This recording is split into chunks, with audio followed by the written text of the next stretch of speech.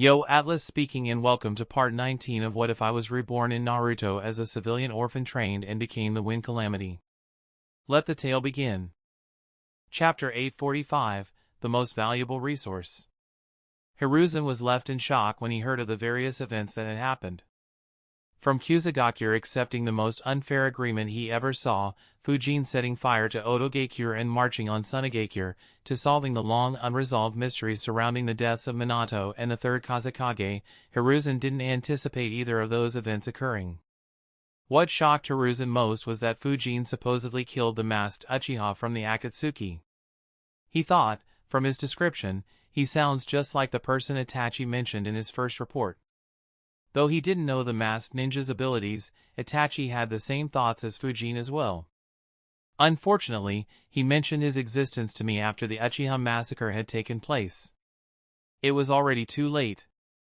More absurdly, he claimed that person was Uchiha Madara. Hiruzen wasn't sure what to make of Itachi's report. Since Itachi didn't report his abilities, his speculations weren't as convincing as Fujin's. Since he claimed the masked ninja to be Uchiha Madara, the report lost more credibility in Hiruzen's eyes. Hiruzen thought, even if I somehow entertain the absurd thought of Madara fooling Lord First and somehow surviving till now, how can I even explain Madara being forced to use his Enaji to survive against Fujin? It was not that Hiruzen looked down on Fujin, but Madara's power was too out of the world. Even though he was called the god of shinobi, Hiruzen knew he wouldn't last more than a few minutes against Madara even in his prime. He fully understood how terrifying Madara and Hashirama were. So, the thought of Fujin killing Madara was beyond absurd for Hiruzen. So was the thought of Madara rescuing the likes of Sasori and Deidara. Hiruzen analyzed, while I'm sure he isn't Madara, his ability is extremely peculiar and troublesome. To become intangible at will. Only techniques equivalent to Fujin's wind domain can counter it effectively. The other ways that could allow us to fight him equally should be Senjutsu, which increases the ninja's awareness and sensitivity, and other space-time techniques like Sensei's Flying Thunder God. Hiruzen felt a headache. Obito's ability was just too absurd. Having his Enaji on top of it was simply disgusting. Are you fine, Lord Third? Seeing Hiruzen lost in thoughts, Shizen became worried and asked, snapping him out. Hiruzen nodded and said, I am. You've done an excellent job, Fujin. I couldn't have done it better myself. Fujin chuckled, told you not to worry too much. Hiruzen smiled. For a moment, he felt joyful that the long hours he put into guiding Fujin were finally showing results. Unfortunately, that feeling lasted just for a fleeting moment as Hiruzen wondered in confusion, that's strange. Since when did he become so compassionate? Is it because I'm injured or is he playing something? Hiruzen wanted to believe the answer was the former, but his experiences with Fujin made him more than a bit worried. He could only find relief in the fact that Fujin hadn't put a new problem on his head yet. Even though Hiruzen woke up, his health was still fragile. Tsunade did all she could to help Hiruzen recover as much as he could in a few hours. Thanks to her efforts, Hiruzen was no longer confined to the bed and began walking around. Tsunade finally tasked several veteran medical ninjas to take care of his further treatment. The news of Hiruzen getting better spread through Konoha like wildfire. The entire village rejoiced and celebrations broke out. The celebrations continued into the next day as Tsunade officially accepted the post of the Hokage and was appointed the 5th Hokage. While everyone had heard rumors, the Konoha ninjas were relieved to see it happening officially. Not only was it good for Konoha's leadership, but it also meant the best medical ninja would permanently reside in Konoha. It was a massive boost to their morale. Of course, the one who rejoiced the most was none other than Hiruzen. The hat had finally been passed. The second happiest person was Shikaku, who was forced to be the acting Hokage even after Tsunade returned. While he couldn't retire like Hiruzen, he desperately wanted a complete sleep along with his morning, afternoon, and evening naps. As soon as the ceremony was done, he handed over all the paperwork and other tasks to Tsunade. Tsunade's expression darkened as she noticed his impatience and delight. Shizen awkwardly thought, it's almost as if he can't wait to run away. Shikaku began leading when Tsunade suddenly said, "Hold it." Shikaku stopped and asked, "Is there anything else, Lady Tsunade?" Tsunade replied, "There is." She glanced at her Umbu guards and ordered, "Activate all the seals. Don't disturb us unless it is something important." The Umbu guards followed her command, and within moments, the Hokage's office was under lockdown, leaving just Tsunade, Shizune, and Shikaku in the room. Before Shikaku could ask anything, Tsunade turned around, sat in her chair, opened a drawer and withdrew a takuri. Shizune dumbfoundedly wondered, when did lazy Tsunade put alcohol there? Tsunade calmly poured the alcohol into her ichoko, looked at Shikaku and said, "Out with it.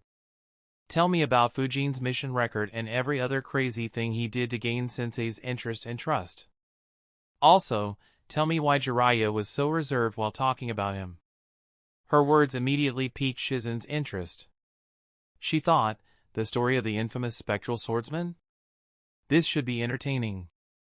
No wonder she brought out her sake.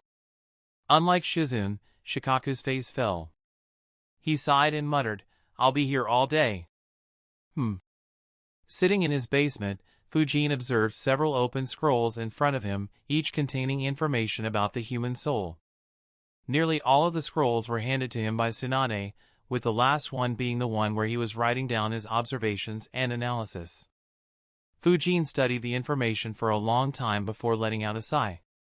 He thought, no matter what it is, I need a crazy amount of time if I have to become competent in it. Just when I was done with Flying Thunder God, Wind Jutsus, Spirit Transformation Jutsu, Fuin Jutsu, and even the 8 Inner Gates to an extent, and thought I could relax a bit, I am already swamped with so many new projects. I have to recreate the lightning chakra mode from the 3rd Reikage scroll I stole from Kumogakure, and also learn how to infuse more Yang and Yin chakra into lightning based on his notes and Tsukumo's lecture. I'll have to see whether I can do something similar with Wind too. Yin-Yang manipulation goes far deeper than I initially thought. The techniques I saw Hiruzen, Orochimaru, and Tsukumo using were far more advanced than mine. I'll have to spend a substantial amount of time to advance my jutsu similarly. Then there's the new stream of Fuin Jutsu that the Jashin followers use. Unfortunately, I haven't had much of a breakthrough there yet. Luckily, I might be able to convince Hiruzen or Tsunade to give me the Edo Tensei Jutsu now. Once I reanimate Kitsueki and read his memories, I should finally have my breakthrough. That said, I feel that mastering it would take even longer than normal Fuin Jutsu. I also have to continue working on recreating Scorch Release. I'm only a step away, but I have been unable to take that final step. Even though I can easily copy its effects, the real deal still evades me. There are still several other ideas that I want to try out. Though they shouldn't take much time individually, combined, they might take the longest. And now, I've added soul to my list. Fuck the elemental crystals, I need time crystals. Fujin was left speechless. The amount of things he wanted to learn to keep improving never seemed to decrease. Fujin sighed once again and thought, I hope nothing serious happens over the next 3 years like in the original story. I need that time. I might need even more. I may have to kidnap a tailed beast or two to delay the 4th war. Anyway, I'll worry about this later. For now, how does Orochimaru split his soul to implant it in his cursed seals? Fujin turned his attention back to the scrolls, analyzing what Orochimaru could have done. Though learning how to do it was so far away that Fujin couldn't even consider it, he was interested to see whether he could figure out its principles with his newly acquired knowledge. What did you say? Shizune exclaimed in surprise. Disbelief was visible on Tsunade's face too. Neither could believe Shikaku's words. Chapter 846, A Terrifying Mission Record. Shikaku started by telling Tsunade a bit about Fujin's younger days. Tsunade and Shizune listened with interest but were slightly surprised. Shizune thought, that's weird. Seeing what Fujin achieved at such a young age, I thought his talent would be so extreme that it would dwarf Kakashi's talent. However, he was rather ordinary in the academy. Tsunade had a similar thought, he was definitely a genius, but he was more of a normal genius. He wasn't a generational talent like Kakashi or us. He must be like those from the second category, the ones whose talent blooms as they get older and gain more experience. However, Sensei wouldn't pay much attention to such a genius. How did he become so interested in Fujin? Tsunade soon got her answer when Shikaku mentioned what Fujin asked as a reward for ranking first in his class during graduation. Shizen was too stunned to say anything. Tsunade lost her composure and exclaimed, "A sword made entirely of chakra metal? Did he want to bankrupt the village?" Shikaku chuckled. I don't think he knew its true value. His expression became odd as he muttered, then again, I'm not sure if he'd have changed his request even if he knew. Tsunade was left speechless. She thought, I was right. His absurdity in the council meeting wasn't a one-off incident. His nature is materialistic to the extreme. No, that doesn't sound right. Based on what I saw and heard, he doesn't seem materialistic. On the contrary, he is quite generous, especially with Naruto. However, he definitely gets a kick from forcing such deals. Tsunade zeroed in on understanding Fujin's nature. She felt a headache. Though it wasn't as problematic as Orochimaru's darkness or immoral like Jiraiya's pervertness, it was definitely troublesome. As the Hokage, Tsunade understood she'd have to deal with it. Shizen couldn't think like Tsunade. Instead, she asked curiously, so, did Lord Third give him such a sword? Shikaku shook his head. He wasn't aware of all the details, but he knew that Hiruzen had educated Fujin and made him change his request. Tsunade nodded and said, I would have done the same. Shizen glanced at Tsunade and thought, that's assuming you didn't throw him out first. Shikaku continued, after graduating, he was placed under Renjiro's tutelage. Renjiro focused on building his team's basics for a long time before allowing his team to accept the missions. When they finally started, they slaughtered so many bandits that they were known as the Bandit Exterminators. He mentioned a few incidents that were talked about a lot in the offices in the Hokage building. While they weren't thrilling, Tsunade and Shizen realized, so, this was the groundwork laid for him to hunt down so many ninjas later that he became a legend in the minor villages. Shikaku moved on to the Chunin exams. Tsunade and Shizen once again had odd expressions when they heard Fujin asking for a reward from Hiruzen in front of everyone for creating a new record in the Forest of Death. Tsunade nervously thought, I have to be very careful with my words around this boy. Shit, I hope I haven't made a mistake already. Tsunade had spent a considerable amount of time with Fujin after returning to Konoha. Until Hiruzen recovered, the two were together at all times except for when they slept. She quickly tried to recall whether she had said anything that could result in a headache. Shikaku continued speaking about the final round of the Chunin exams, the teams Fujin was a part of after he became a Chunin, some of his missions, Fujin becoming a seal master in a short time, the death of one of his original teammates, the defeat his team endured when they fell into Kumogakure's trap, and the opportunity he provided Hiruzen. Tsunade sighed, so, he has his fair share of losses too. Unfortunate, but this is how this world is. Shikaku continued, fearing Kumogakure's revenge, Lord Third didn't send him on any missions following that and decided to include him in the Umbu. Fujin learnt the mystical palm jutsu during that time and also signed a summoning contract. Once he joined the Umbu, Tsunade and Shizen's interest was piqued once again as they finally reached the fun part. Shikaku recalled several memorable missions that Fujin was a part of. While Hiruzen had known Fujin for a long time, Shikaku had come in contact with him during this period. So, he had a lot more to say. Tsunade and Shizen finally understood why Fujin was so feared in the neighboring countries. Shikaku sighed and said, during this period, Fujin killed 793 ninjas, including more than 100 Kirigakure ninjas who were pretending to be rogue. The final tally left Shizen tongue-tied. She thought, no wonder he's so feared. He probably eliminated a squad or two every week. And, those villages couldn't even find who was killing them. While Tsunade knew a lot more was to come, Shizen thought Shikaku had already mentioned the most thrilling parts. It was why she couldn't see his next words coming.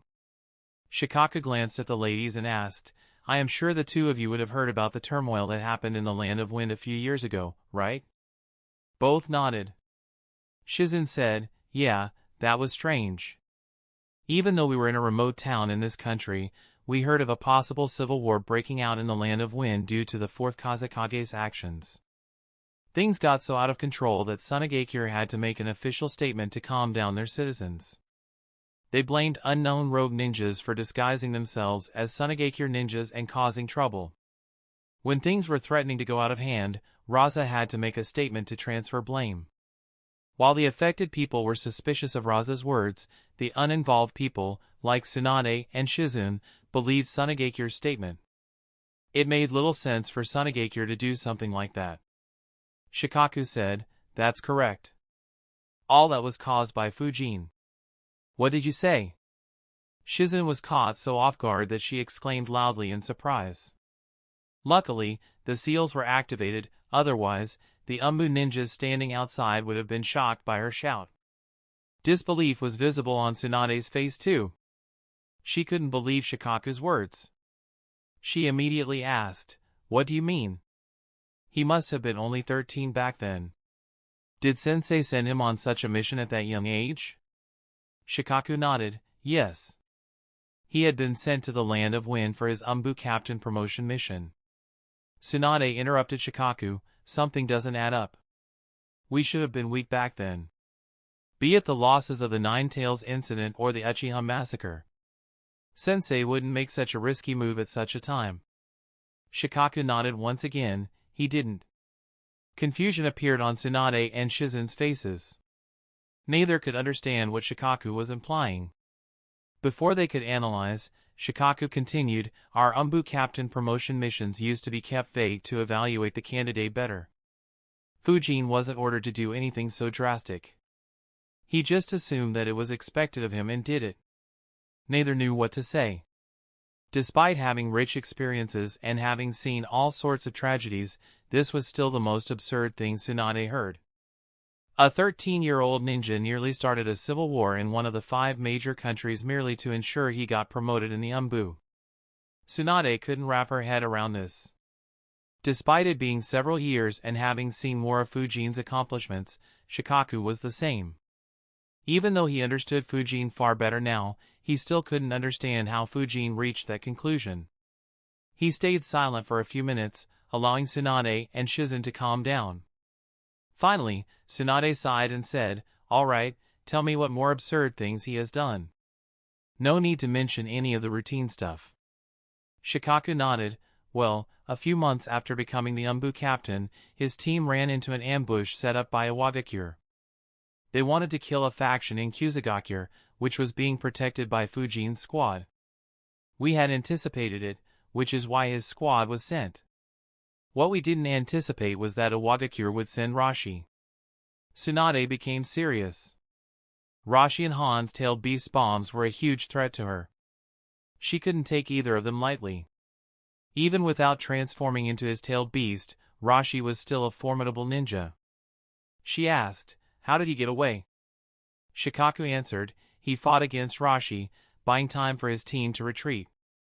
The mission was successful and most of the Iwagakure ninjas were dead. I'm unaware of the details, but he forced Rashi to use the tailed beast bomb and escaped using reverse summoning jutsu.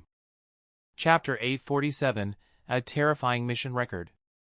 So Fujin was the one who forced Rashi to use the tailed beast bomb in a foreign country. Tsunade muttered in disbelief. That incident had created shockwaves throughout the minor villages. A great village like Iwagakure sending their Jinchuriki to neighboring countries alarmed them. Most people knew it, though almost no one knew why it happened. It was the first time Tsunade and Shizune heard it. Tsunade thought for a moment and asked, was he already rank S back then? Shizune was surprised. She thought, she's right. Only rank S ninjas could force a monster like Rashi to this extent. Still, attaining rank S at just 14 despite not showing any overwhelming talent until he joined Umbu. Didn't his strength increase too rapidly since joining the Umbu? Shikaku answered, I had the same doubts, but Lord Third didn't think so. Even though he pushed Rashi to that extent, he was defeated in the end. From what Fujin said, he barely managed to get away and was severely injured too. Tsunade realized, I see. So it wasn't overwhelming strength, but rather his combat skills must be overwhelming to force Rashi into a corner. However, this is even more impressive. No wonder he managed to face Orochimaru multiple times without losing. Shikaku continued, moving on to the incident in the Land of Water where Fujin's squad was sent to make a deal with Terumi Mei and rescue Renjiro's team. After learning all the details, Tsunade said, "Not bad. Having Terumi Mei, who will likely be the 5th Mizukage if the rebels win, owe him a favor is very handy. Sensei made a good move. Though, I didn't expect Sensei to rescue the Kiri orphans. I suppose these are the same kids that Inoichi referred to in the meeting." Shikaku nodded, yes. They were initially given to Elder Danzo since he was the one who continued the operations until it became too risky. Due to a strange twist of fate, they eventually ended up in Fujin's care. His words intrigued Tsunade, who thought he stole Danzo's recruits. That's even more impressive than forcing Rashi. She quickly said, "That sounds interesting. What happened?" Shikaku explained the way in which Root was targeted by an unknown ninja. The scale of the attack surprised her and Shizune, but what shocked Shizune more was Danzo spying on a council member without any permission. Of course, Tsunade wasn't surprised by it. What surprised her was how badly such a small misdemeanor forced Danzo to pay a heavy price. She thought, incredible. After all the shit he has done, he lost merely for spying on Fujin? I guess the clan leaders took the opportunity to gang up on him. No wonder he hasn't shown his face yet. She asked, who was the mysterious attacker? Shikaku answered, we didn't know for a long time. Even now, we aren't sure. But, we suspect that it was Akuro, the ninja who humiliated Kumogakure. Sadly, Elder Danzo refused to acknowledge anything his subordinates might have done to piss off that blight. Tsunade frowned and grumbled, that's troublesome. Akuro's actions in Kumogakure were so disgusting that even I heard everything about that incident. When did this happen? Did he do anything after that attack? Shikaku answered, it's been slightly over a year. And no, there have been no attacks since Root was officially disbanded, except for 10 ninjas who still follow Danzo and maintain his laboratory.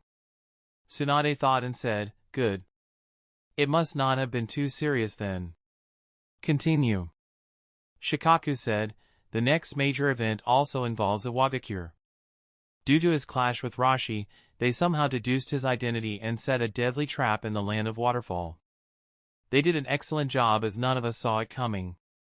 The trap was set by one of their few Injutsu grandmasters with over 100 ninjas waiting to ambush him. Leading them was Kitsuchi. Fujin also said that the entire group was somehow trained to counter his fast-paced style of combat and could deal with nearly all of his attacks. Once again, the two ladies were shocked. Shizune wondered, Rashi, Mei and now Kitsuchi. Isn't he running into too many top-tier ninjas since the Land of Wind incident? She curiously asked, how did he get away from such a trap? Shikaku plainly answered, he used his flying summon openly for the first time, catching Iwagakure ninjas off guard. They had only prepared to face Fujin and not to face him while being attacked from the sky. Of course, it was still a very difficult battle. The report said he forced a high number of ninjas into the ground to avoid his attacks. He confronted Kitsuchi while his clones used geyser creation jutsu to create cracks in the ground and used 1,000 explosion tags to trap the Iwagakure ninjas underground and kill them later. In the end, he killed 47 ninjas, left a scar on Kitsuchi, and escaped on his summon with his team when they were sneak attacked by someone with explosion release. The eyes of the two ladies widened. They both had a similar thought, did Iwagakure set the ambush or did Fujin do so? The result of the battle was simply absurd. The two didn't even know what to say. Shikaku continued, following this trap, Fujin's frequency of going on missions became very low since he focused more on his training. A few months later, he led his squad to a mission in the Land of Hot Water and ended up confronting Biwa Juzo and Hashigaki Kisame. He killed Juzo and stalled Kisame until Mangetsu appeared and attacked Kisame. Tsunade muttered, I suppose this is when it became official. Shikaku nodded, yes, this fight proved he was indeed a rank S ninja. To become one at the tender age of 14 was quite an accomplishment. Tsunade nodded. Fujin, despite not showing extraordinary talent in the academy, had accomplished more in his early teens than the Sanins. His growth had been quite shocking. Shizen couldn't wrap her head around it, but Tsunade guessed he must have abused the multi-shadow clone jutsu until the limit. He may have also used soldier pills to stay awake for days. There is no way anyone could progress at such a speed otherwise. Tsunade was in awe at Fujin's perseverance while being worried at the same time. While every genius in Konoha was aware of this trick and had used it at some point, none had continued using it for years. At the same time, using multi-shadow clone jutsu for extended periods of time wasn't exactly safe. Using soldier pills alongside was even worse. So, Tsunade was concerned for Fujin's long-term health. She asked, "So, how did he change?" Shizen didn't understand her, but Shikaku did. Every ninja went through changes after reaching rank S. For some, it'd be very subtle and almost unnoticeable, while others would change drastically. Shikaku muttered, honestly, he didn't change much apart from being more confident.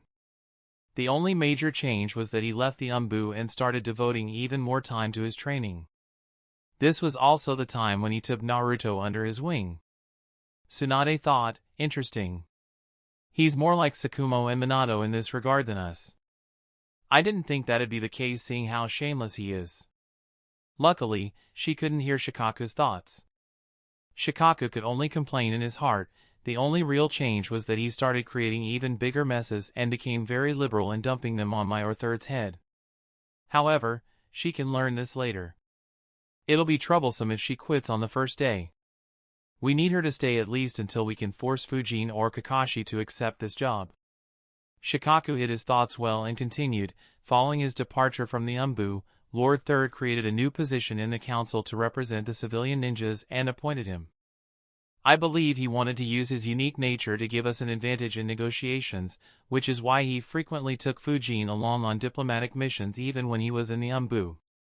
Since you know how the talks with Tsunade went, I'm sure you understand his intent. Tsunade nodded.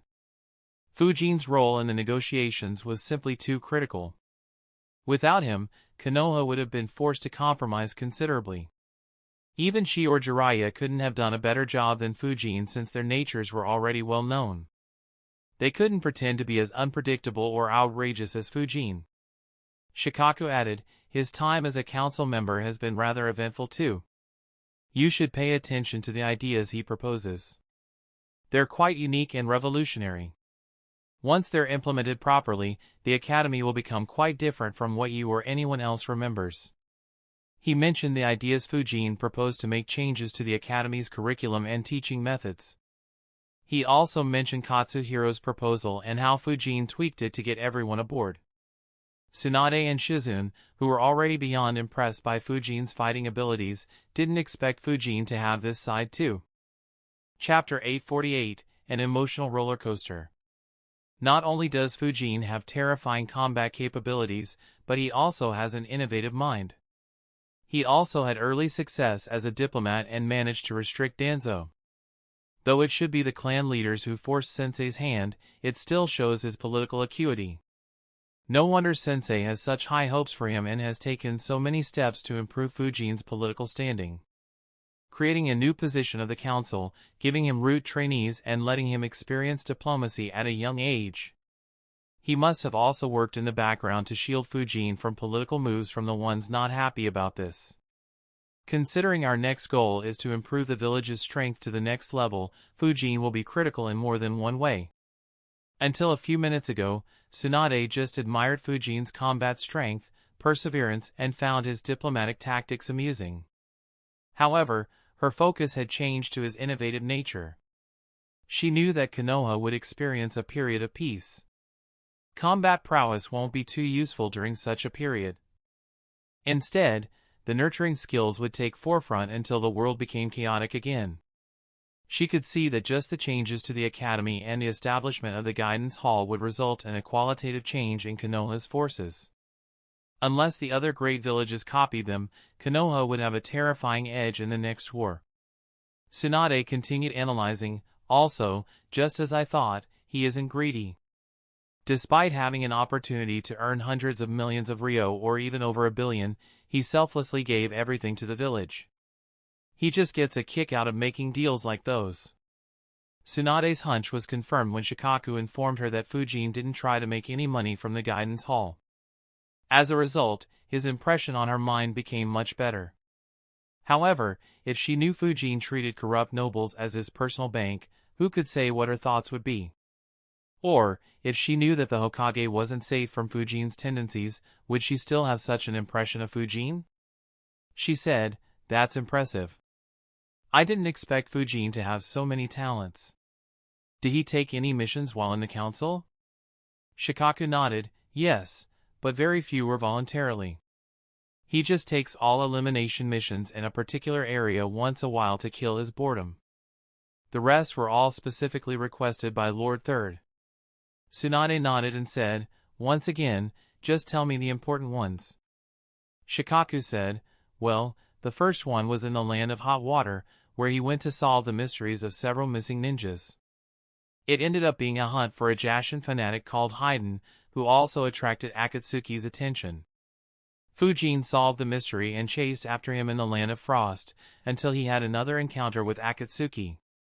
He took on Kakuzu, a formidable rogue ninja, and destroyed one of his hearts. Unfortunately, the two were evenly matched and Fujin couldn't destroy his remaining 4 hearts. He retreated after Itachi and a rank S Kunoichi showed up. As per our reports, Haiden has joined Akatsuki and became Kakuzu's partner." Tsunade sighed, his abilities still feels so weird. A ninja with 5 hearts, who kills teammates like Kaminari. Who could have created such a messed up group? Shikaku answered, "Unfortunately, we have no idea. Fujin's speculation is the first clue we have about any possible leaders of that organization. In the future, we have to pay careful attention to any news coming from them. I have a gut feeling that they'll be a greater threat than other villages." Tsunade nodded. An organization with so many rank S ninjas was a great threat to every village. While a small group of rank S ninjas couldn't take on thousands of ninjas led by a couple of rank S ninjas, they could easily kill hundreds and retreat before the village could mobilize their entire force. Shikaku continued, "Regardless, this mission brought us an unexpected surprise. The cave where Haiden did his ritual was filled with seals that are completely new to us. Fujin copied some and we sent a couple of grandmasters to get the remaining. Unfortunately, none of our grandmasters have had much luck in cracking these seals." Tsunade muttered, "Interesting, I'll take a look at them later." Shikaku nodded and said, "That also makes Haiden important for us. If we can capture him and read his mind, we may get clues regarding this seal. Unfortunately, that's easier said than done. We don't even know what his abilities are." Tsunade said, "All right, we'll keep an eye out for him."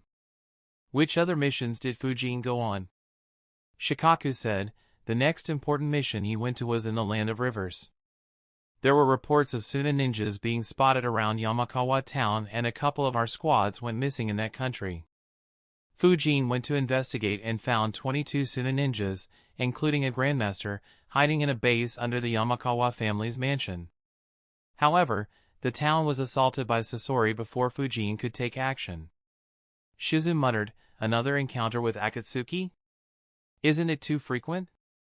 Shikaku replied, "Not really, the missions were a long time apart. Also, he was sent because they were tricky and could attract a lot of curious gazes, something proven true by Akatsuki's involvement. Anyway, he killed the Sunagakure ninjas using the distraction provided by Sasori and later confronted him. I'm not aware of the details, but he escaped after stealing around 50 of Sasori's puppets." Shikaku's tone was a bit awkward towards the end. Needless to say, Tsunade and Shizune, especially Tsunade, were looking at Shikaku with disbelief. She asked, "Can you repeat that again?" Shikaku sighed, "You heard it right. It should be the Winjutsu he displayed during the attack on the village. Fujin probably used it to cut Sasori's chakra threads. But yeah, I was as shocked as you." Shizune thought, "What a crazy guy. Puppeteers treat their puppets like their own children. And yet, he stole around 50? I'm surprised Sasori didn't assault Konoha before Orochimaru did. Tsunade was at a loss for words. The good feeling she had earlier was once again shaky. Thankfully, Shikaku added, he gave most of the puppets to Lord Third since he wanted to establish a puppeteer division in Konoha. Several talented ninjas with interest in puppets are currently working with them and getting used to their mechanics. Tsunade thought, alright. Though bizarre, he did it for the village. It'll make Konoha stronger. Shikaku continued, his next major was a diplomatic one to Kusagakure. I know you know the terms of the deal, but you should know how he made it. His wording intrigued Tsunade and Shizune. They listened carefully as Shikaku described the scenario as Hamura had described it to him long ago. The ladies were horrified to learn how he threatened their entire leadership. Neither had anything to say. They could only silently wonder whether Fujin went for diplomacy or to declare war. What was even more absurd was that they already knew the talks were a success and Kusagakure had accepted this unfair proposal. Tsunade had stopped drinking by now.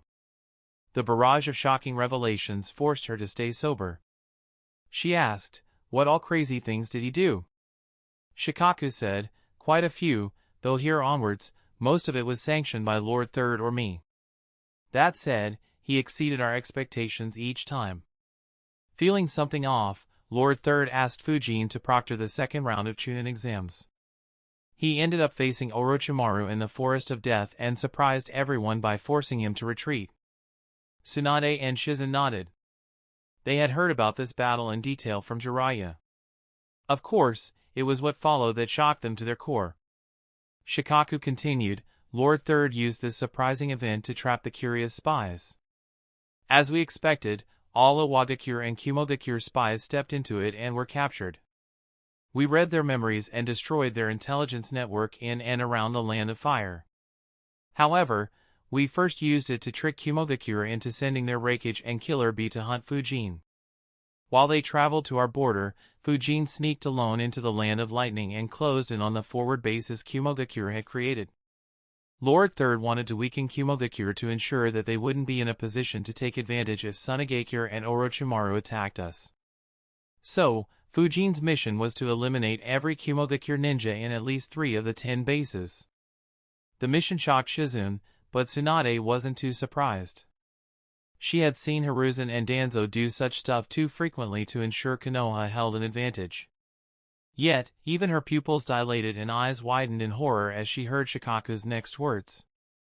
Shikaku stated, he exceeded our expectations and eliminated 6 bases, killing 658 Kumogakure ninjas and another 83 from the traps he placed.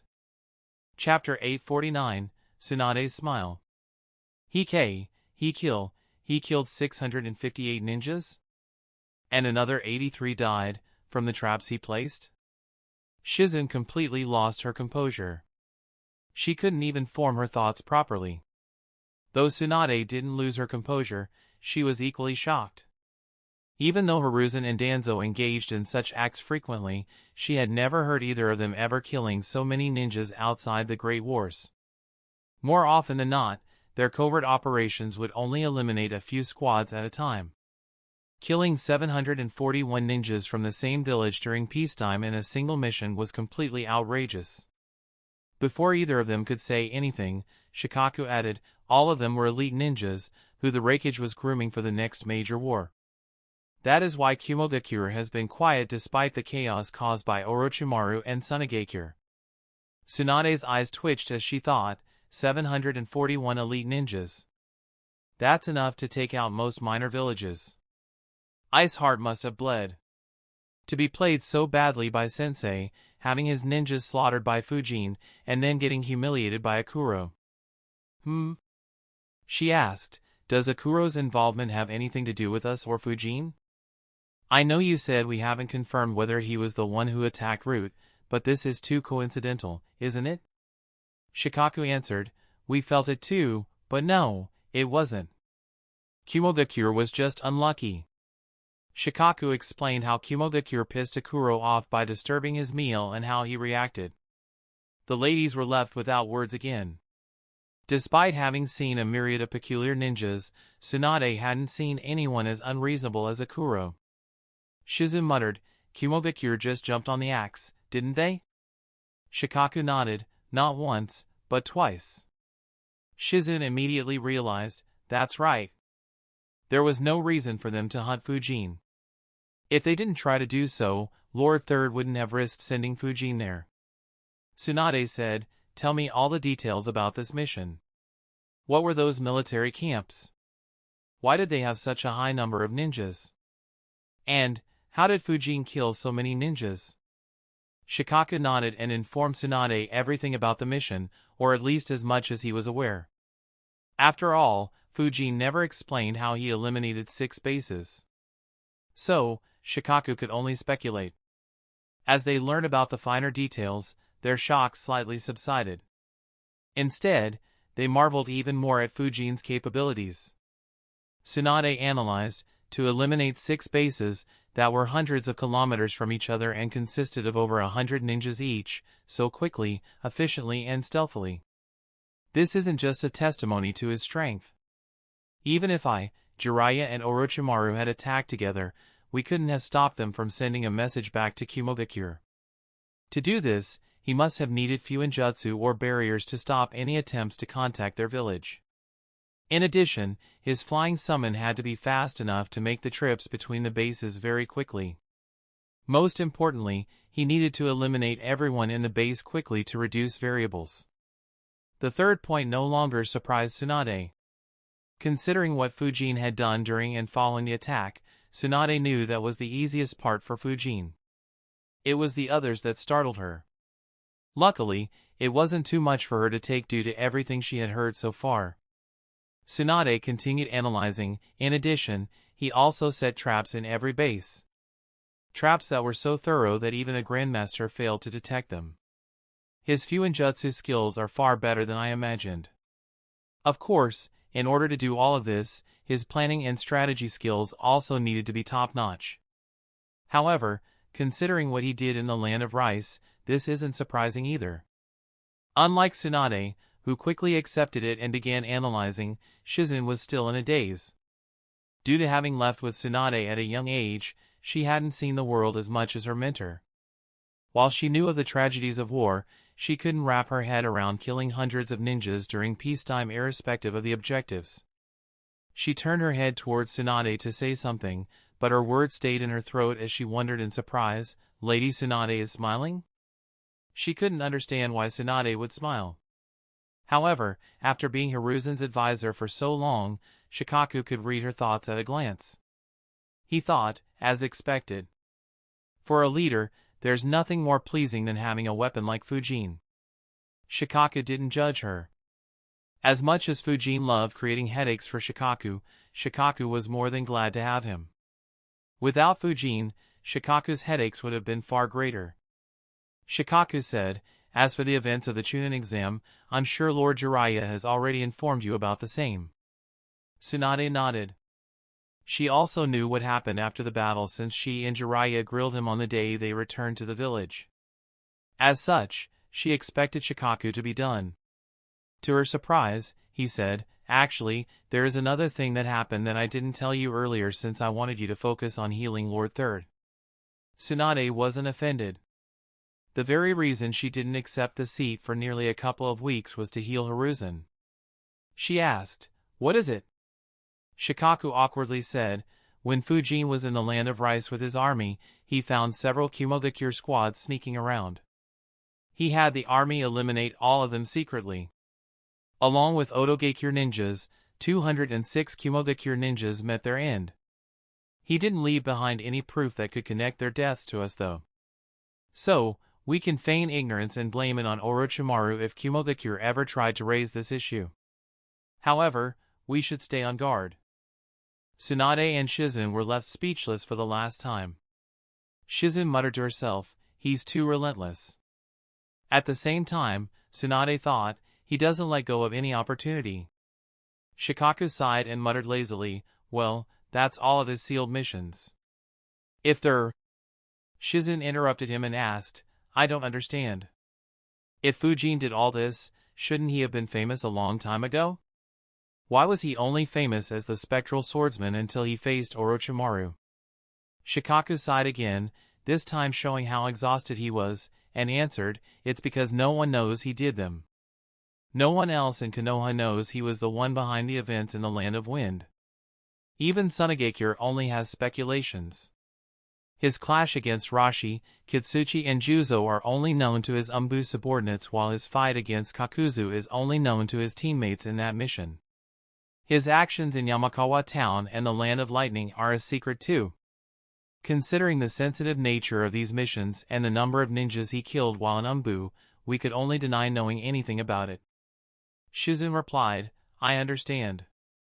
However, was Fujin really alright with you keeping nearly all his major accomplishments a secret? Youngsters were generally quite hot-headed. They chased after fame and cared about their reputation. From Shizune's perspective, Fujin, with his unbelievable strength, should have been even more enthusiastic about gaining fame. Shikaku understood her thoughts and chuckled, he was the one who asked us to keep most of it hidden. Lord Third wanted to improve his reputation for a long time but couldn't do to this. It was only due to Orochimaru that Lord Third finally found an opportunity. Surprised, Tsunade thought, impressive. At such a young age, even Jiraiya, Orochimaru and I wanted fame and acknowledgement. Minato was no different either. For Fujin to keep so many things a secret. Shikaku looked at her and recommended, Lady Tsunade, I would advise you to keep these events a secret.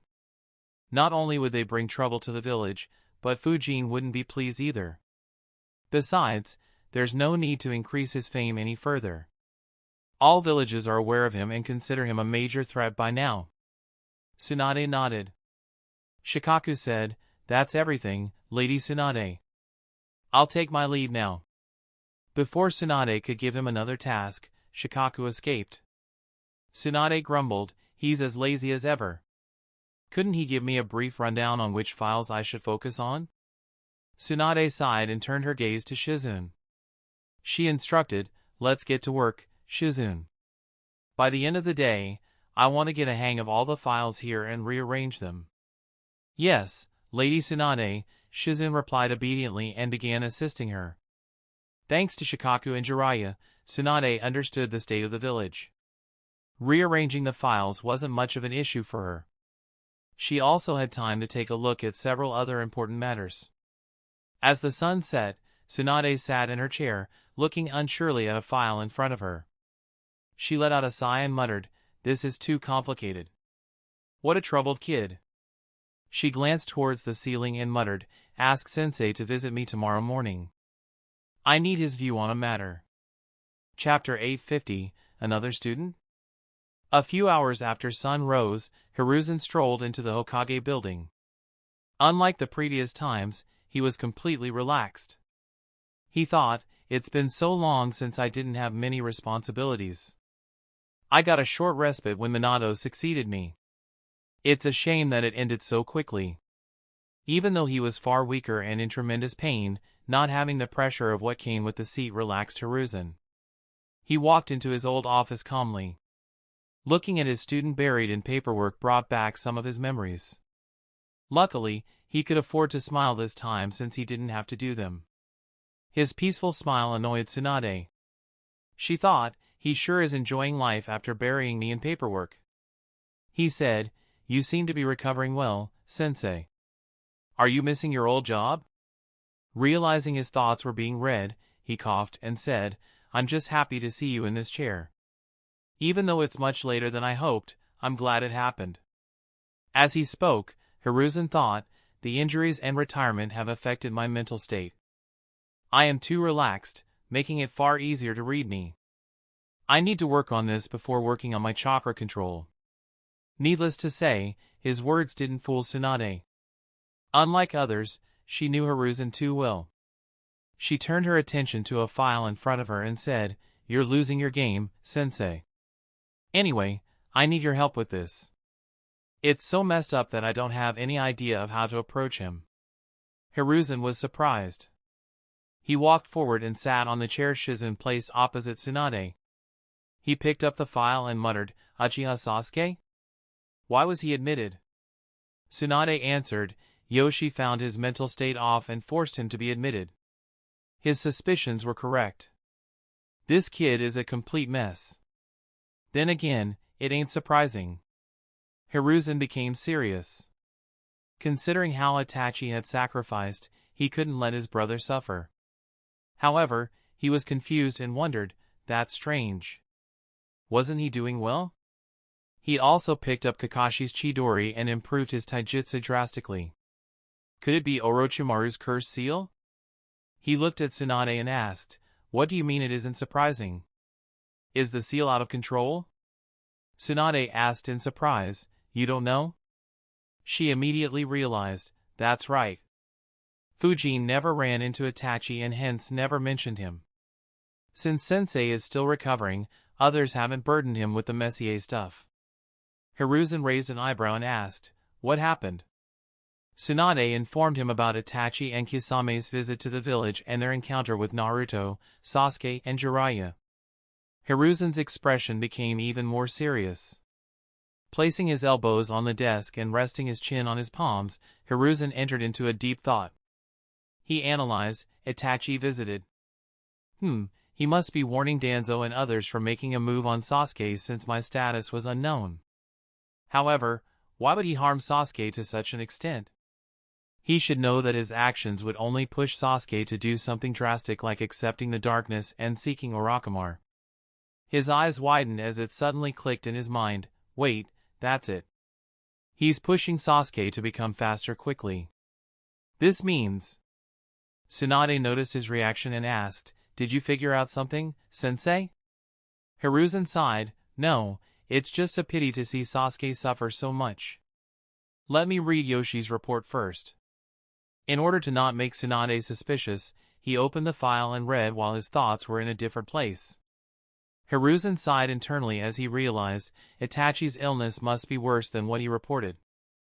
If he doesn't have a long time to live, his actions would make some sense, though I still don't agree with it. In a way, this is not only a message for Sasuke, but also to me.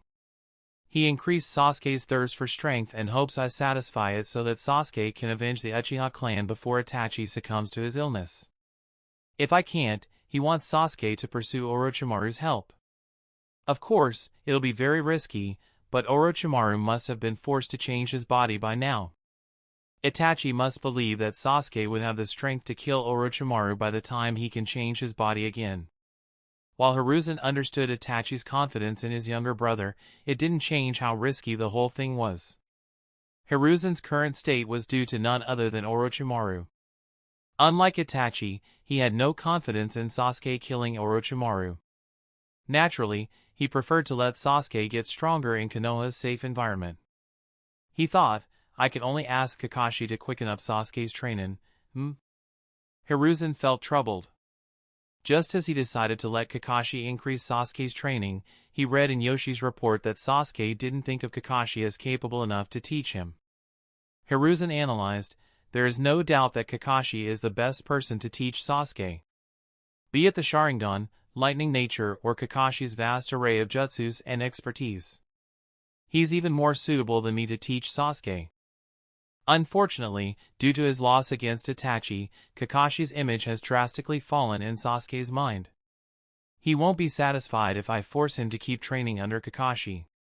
However, who do I appoint to train Sasuke? Even though Kakashi was the optimal candidate, Hiruzen understood Sasuke's emotions perfectly.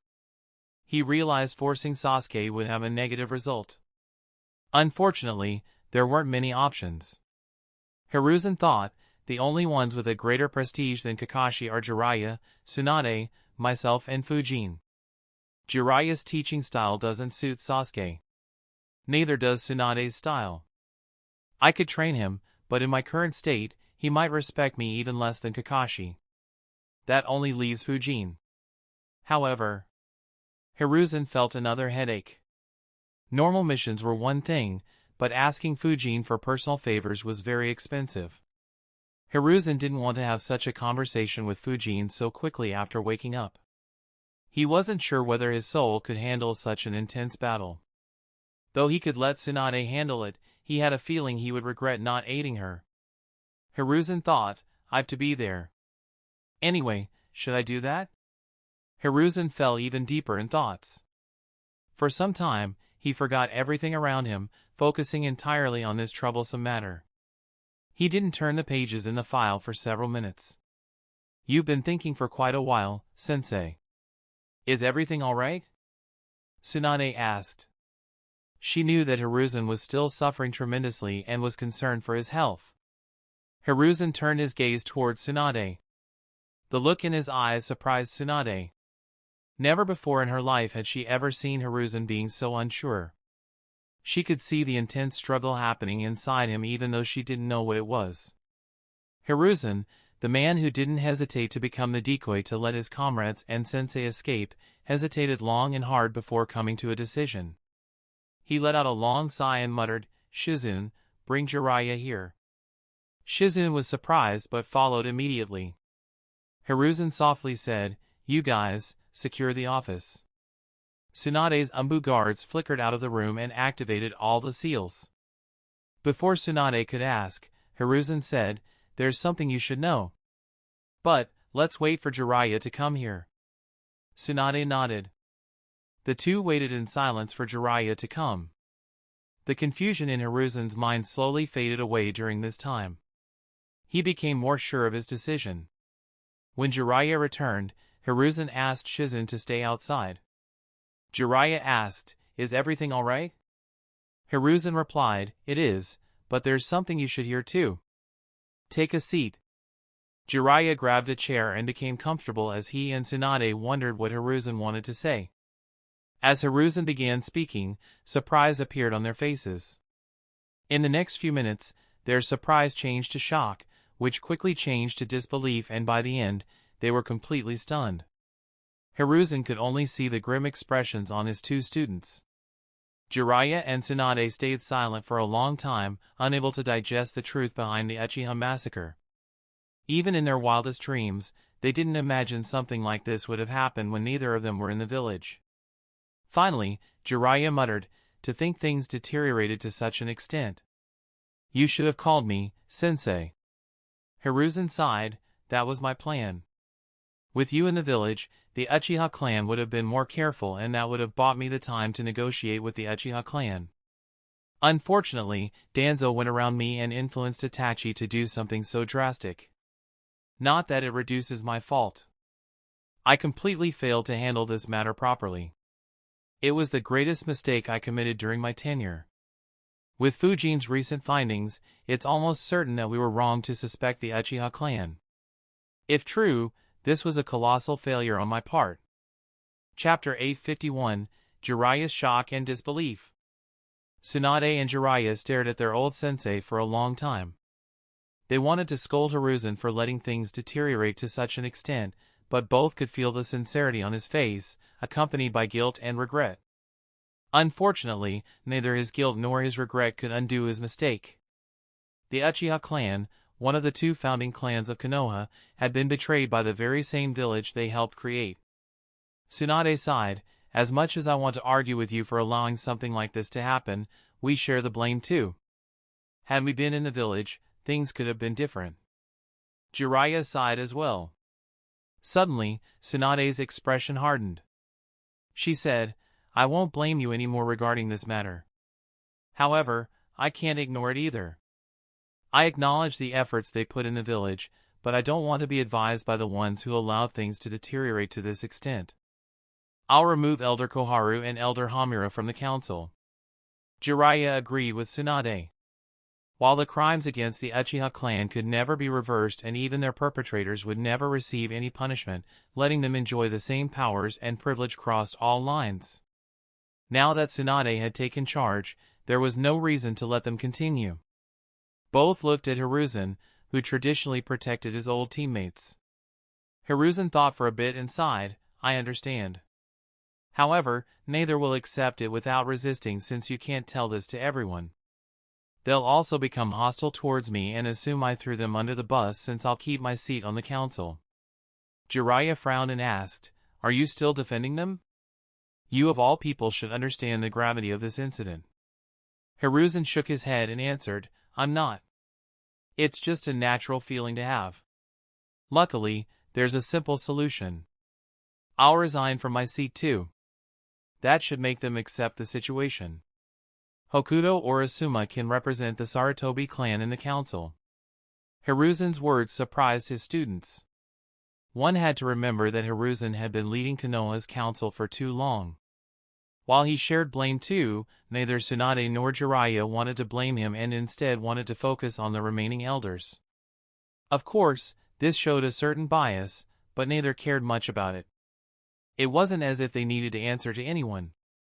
Sensei, Tsunade muttered. Hiruzen smiled and said, "It's fine. I have been in power for too long. Accepting it back after Minato's death was a mistake. Besides, this will also give you a perfect cover. Danzo is already not on the council." Koharu and Hamura leading would have raised eyebrows. However, this way you can send a message that Konoha is moving past the old generation and the younger generation is taking charge. Tsunade sighed, "If you're fine with it, then alright." She turned her attention back to Sasuke's file and muttered, "I still don't understand Itachi's actions. Why did he treat his brother in such a manner?" Hiruzen explained his earlier analysis to Jiraiya and Tsunade. Though Itachi's illness was surprising, Jiraiya and Tsunade could no longer feel any surprise due to the shocking information Hiruzen had given earlier. Jiraiya muttered, "Though I understand his thoughts, this is too risky. Sending Sasuke to Orochimaru will be no different than killing him." Tsunade added, "I agree. But, if he isn't satisfied with Kakashi, who do we ask to train him? I can't think of anyone more qualified than Kakashi and Konoha. My and your skill sets are completely different and Sensei is in no condition to train him right now." Hiruzen nodded, "Yes, there's only one possible option. Fujin." Tsunade raised an eyebrow and asked, "Fujin? Doesn't he specialize in wind? Does he have good command over lightning as well?" Hiruzen answered, "No, he has no talent in lightning release. However, he forced Orochimaru to retreat thrice. He's the only one with enough reputation and prestige to make Sasuke listen to him." Jiraiya thoughtfully said, "I see. You're using his recent explosive gain in fame to cloud Sasuke's mental bias." Hiruzen nodded, "Yes. It should be easy to make Sasuke curious about him and Fujin has shown a good handle over kids. So, this should go smoothly. Unfortunately, that is where the smooth part ends." Jiraiya muttered, "Since Fujin doesn't know how to use lightning release, we can't entirely depend on him to teach Sasuke." Hiruzen said, "That's just one aspect. Even though Fujin has several students, including Naruto, he hasn't trained anyone very seriously. He rarely trains them in person and more often than not, delegates their training to others like the Umbu instructors or even Hoka. They seem more like projects he picked to amuse himself than the master-disciple relations we promote through squads. While he has undoubtedly done a good job in guiding those 6, it's not the same as being a full-time teacher. So, I'm not sure how good or bad of a sensei he'll be for Sasuke." Tsunade and Jiraiya were stumped. Due to all the recent events involving Fujin, they had quite an impression of him. Neither imagined there would be so many problems in making him Sasuke's teacher. To their surprise, Hiruzen sighed again and muttered, "And, that's just the tip of the iceberg. The biggest issue is Fujin himself. I still don't understand how his mind works. Who knows how he'll interpret our requests?" Confused, Jiraiya asked, "What do you mean?" Tsunade didn't say anything but a vague answer formed in her mind. Since she had gotten so much information from Shikaku the other day, she had a vague understanding of Fujin's nature. However, she wasn't entirely sure either. Hiruzen muttered, "It's too complicated to explain. You'll get an understanding soon as you interact more with him. It's just that we need to properly monitor his progress with Sasuke. Anyway, since there are these issues, we'll have to take some preventive measures. I'll help Fujin guide Sasuke to ensure he stays on the right path. As for lightning jutsus, we could have Kakashi continue guiding Sasuke in lightning release while Fujin takes care of the rest." Jiraiya replied, "There's an issue. Sasuke is Kakashi's student and he has taken quite a lot of effort in guiding him. Suddenly assigning him to Fujin will be insulting. Similarly, Fujin will not understand the significance of this. Unless we tell them the truth behind these actions, Kakashi could feel humiliated while Fujin will stay carefree. Tsunade muttered, "That's true. However, this isn't news we can spread so much." Hiruzen nodded, "Yes, it isn't. Kakashi might understand, but I don't want Fujin to learn about this. I have been guiding Fujin with the hope that he succeeds you later. Though it isn't set in stone, he has the best credentials from the younger generation. I don't want him to think that eliminating a clan is an option." Knowing what Fujin had done in the Land of Wind, Tsunade immediately understood. Meanwhile, Jiraiya wondered, exactly what did Fujin do for Sensei to be so on edge despite completely trusting him? Tsunade asked, "Before we decide to do this, are you sure this is how things should happen? We could ask Itachi to return secretly and I could check up on his illness. Though he can never stay in the light, he can still live peacefully in the shadows." Hiruzen said sadly, "I had offered him the same. Unfortunately, he doesn't want that. He wishes to sacrifice himself by letting Sasuke avenge the Uchiha clan." Tsunade sighed, "That's a shame. Let's decide how to break the news to Fujin and Kakashi and how to train Sasuke." The trio discussed for nearly half an hour before reaching a plan acceptable to all three.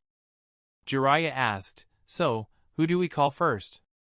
Hiruzen answered, "Fujin, as he's the more unpredictable one. However, before we call him, I want to tell you more about Akatsuki." Tsunade and Jiraiya became serious. From Hiruzen's tone, they understood he considered them a greater threat than other villages.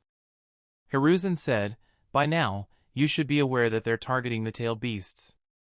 You should also know most of their members." Tsunade and Jiraiya nodded. Though Akatsuki hadn't been very active, they had accepted quite a few missions. They had several encounters with Konoha ninjas, especially Fujin. Hiruzen said, "The members we have confirmed so far are Sasori, Kisame, Kakuzu, and Haiden, along with Itachi. In the past, Orochimaru was a part as well, while Kaminari, Juzo, and Deidara have died. There's also the plant-like being who they call Zetsu. And, the Uchiha who Fujin recently confronted refers to himself as Uchiha Madara." "Madara? That's impossible!" Tsunade exclaimed in shock. Hiruzen replied, "Itachi believes he's Madara, but I don't think that is the case. He may just be using the name to intimidate others, or perhaps he may have some connection to the real Madara. Regardless, he isn't the real Madara." Tsunade and Jiraiya calmed down. Jiraiya muttered, "So, I suppose he's the leader of Akatsuki?" Hiruzen answered, "He isn't. Or he may be, but he works in the background. Their leader goes by the name of Pain." As he heard Hiruzen's next words, Jiraiya's pupils dilated and his eyes widened. Shock and disbelief was visible on his face. Hiruzen revealed, he wields the fabled Rinnegan, the eyes of the Sage of Six Paths. Chapter 852, Taking the Uchiha clan under his wing? He wields the fabled Rinnegan, the eyes of the Sage of Six Paths. Shock and disbelief appeared on Jiraiya's face. He couldn't believe his ears. He thought, "Rinnegan? Nagato? Are you still alive?" Tsunade was shocked as well. She had never heard about anyone possessing the Rinnegan. Being shocked by its appearance was natural. However, Tsunade and Hiruzen noticed that Jiraiya was far more shocked. His reaction felt unnatural. Tsunade asked, "Is something the matter, Jiraiya?" Hiruzen asked, "You know something about it, don't you?" Jiraiya sighed, "Yes. Do you recall the 3 students I accepted in the Land of Rain?" Tsunade nodded and asked, "Didn't they die during the Third Great Ninja War?" Jiraiya answered, "I thought so too, but that may not be the case. Nagato, the red-haired one, possessed the Rinnegan." The revelation shocked Tsunade and Hiruzen. Neither expected Jiraiya to know the Rinnegan user, let alone train him.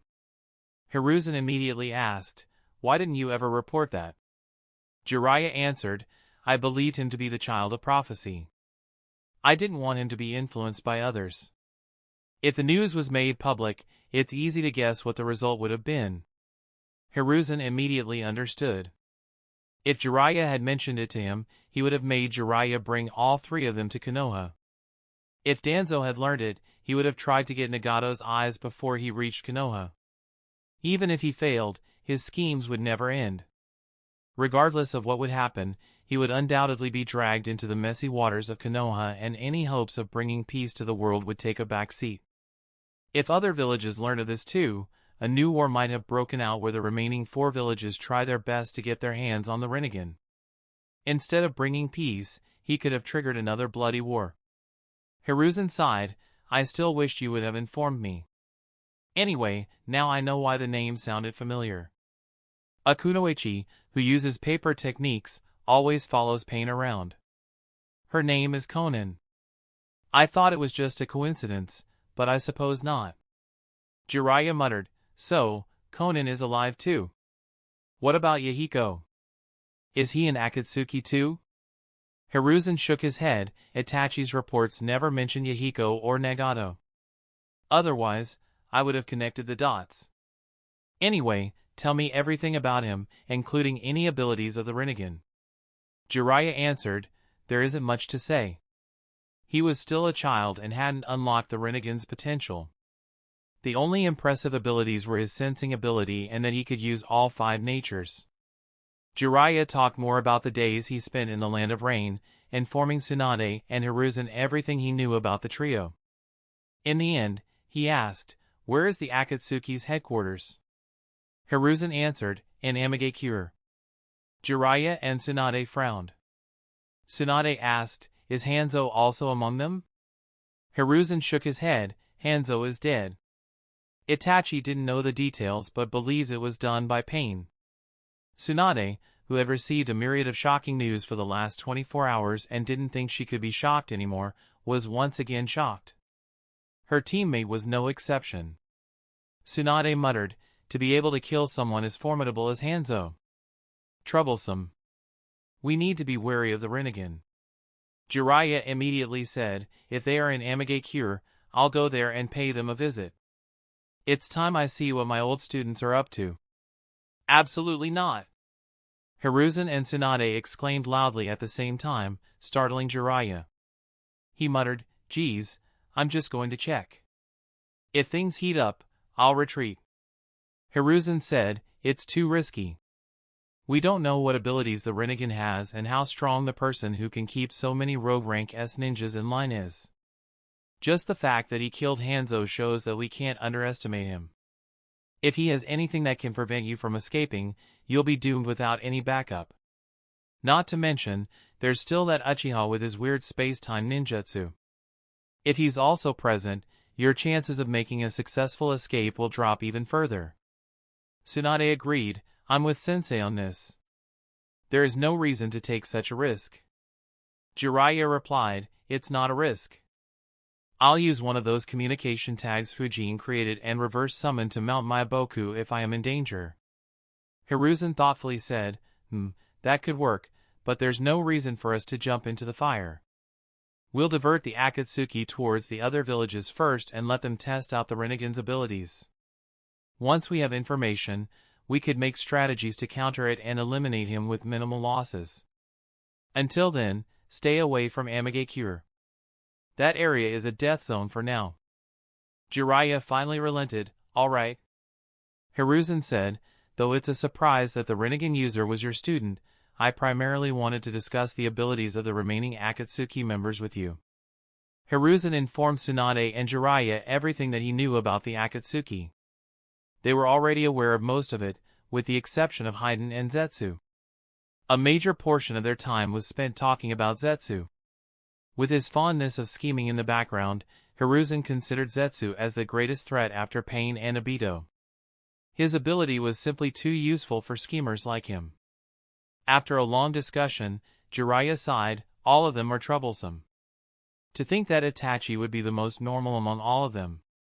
Tsunade was feeling a similar headache and muttered, it'll be a huge problem if all of them can cooperate and act together. We need to reduce their numbers before they reach such a stage. Fujin did a splendid job in eliminating Juzo and Deidara. We should look for an opportunity to eliminate Sasori or Haiden and Kakuzu. Hiruzen and Jiraiya nodded. Hiruzen said, well, that was all I had to say. Time to talk with Fujin. Tsunade and Jiraiya agreed, unaware of the reluctance Hiruzen felt in saying those words.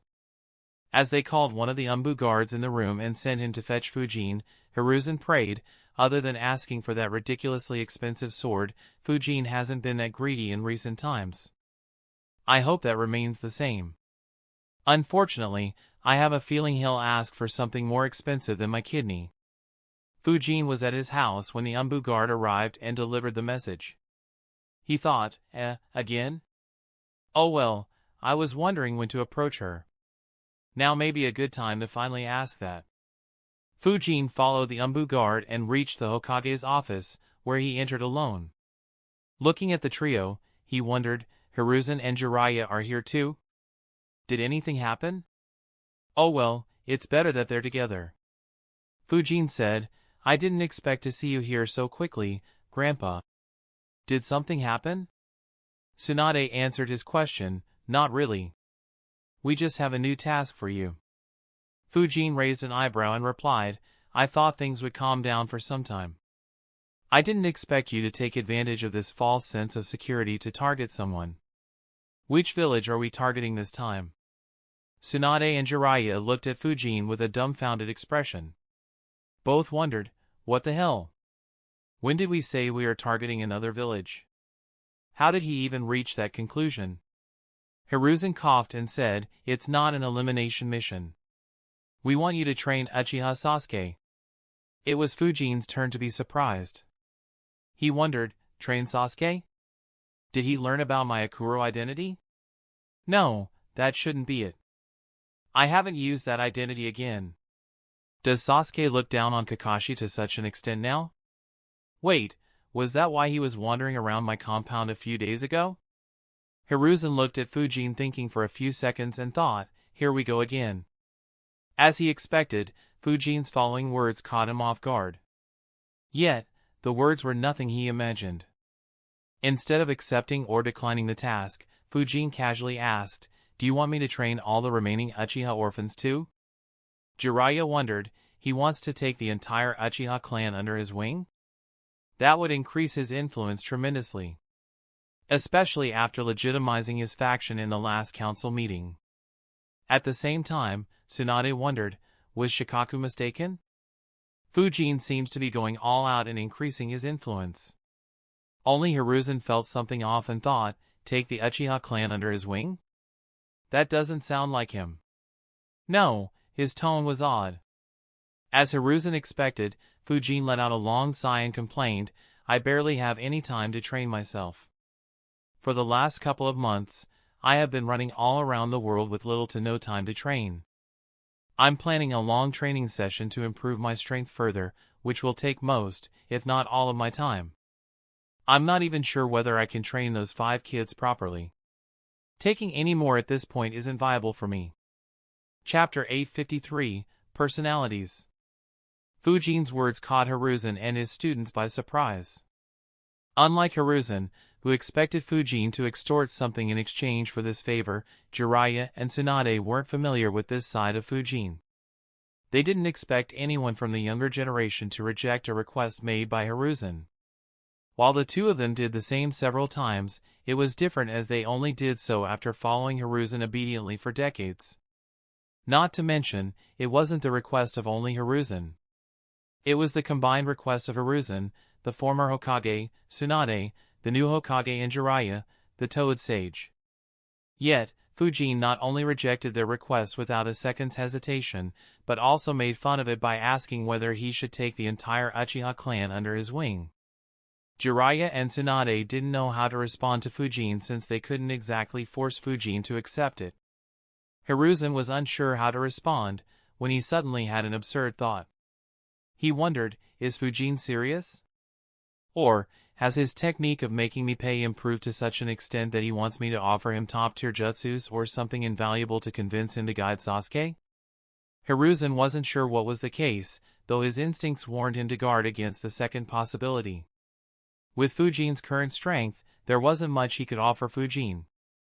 And, everything that he could, he didn't want to so early. Fortunately or unfortunately, his hunch was incorrect. While the three of them were lost in thoughts, Fujin thought, teaching Sasuke.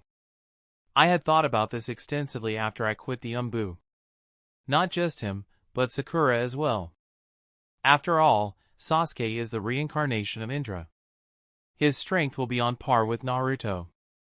Even though Sakura won't reach their level, she will become a splendid rank S ninja. As such, ensuring these two owed me and looked up to me should have had nothing but advantages. Unfortunately, there was a major difference between Naruto and his two teammates. A difference that made Fujin against guiding the two of them. It was nothing else but loyalty. Fujin continued thinking, Naruto may be foolish compared to other kids his age, but he is rock solid in his principles. He is loyal to the ones who did him a favor, no matter how small it is. Any investment I made on him will have multi-bagger returns. The same isn't true for Sasuke and Sakura. Sasuke betrayed his village, his sensei, the comrades he trained with, and went to Orochimaru, a man who killed Hiruzen, the third Hokage. He didn't know he'd become strong enough to do what he eventually did, and yet he did so despite the risk of Orochimaru gaining the strength to destroy Konoha and killing everyone who helped him. Eventually, he killed Orochimaru, the person who trained him. Though it was called for, it's another red flag. After Obito manipulated him, he was also willing to kill Naruto, Sakura, and Kakashi, the three people who were closest to him. Eventually, when Itachi manipulated Sasuke again, he turned around and fought against Obito, the very person who implanted Itachi's eyes on him and helped him gain the eternal Manjikyu Sharingan. So, even if I train him, he wouldn't hesitate for a second to turn on me. Why should I bother to waste my efforts on him? There is no practical advantage for me. While I can manipulate him, the problem is that it is too easy to manipulate Sasuke. Someone else can easily manipulate him again and make him turn on me. This is something I don't need to worry about with Naruto. Sakura, even though not as extreme as Sasuke, is still the same. Her love of Sasuke triumphs over all her other loyalties. In the original story, she was willing to leave Konoha and follow him to Orochimaru despite everything he had done. Since Fujin wasn't sure he'd have their loyalty, he didn't want to waste his efforts and, more importantly, his priceless time on Sakura and Sasuke.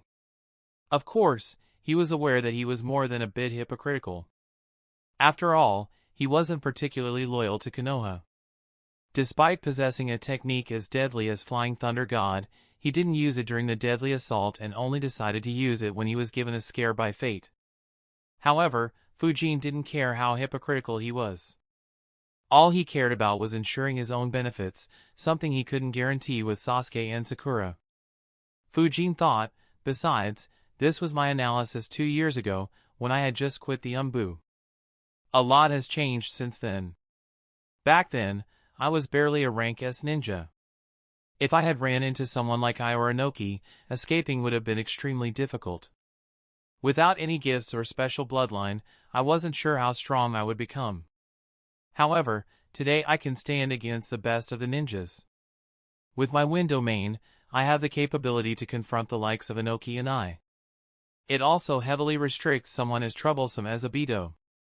Thanks to Danzo, my vacuum jutsus are in a whole different league as well. In these 2 years, I have grown tremendously in every aspect. So, I already have the ability to stand tall during the 4th Great Ninja War.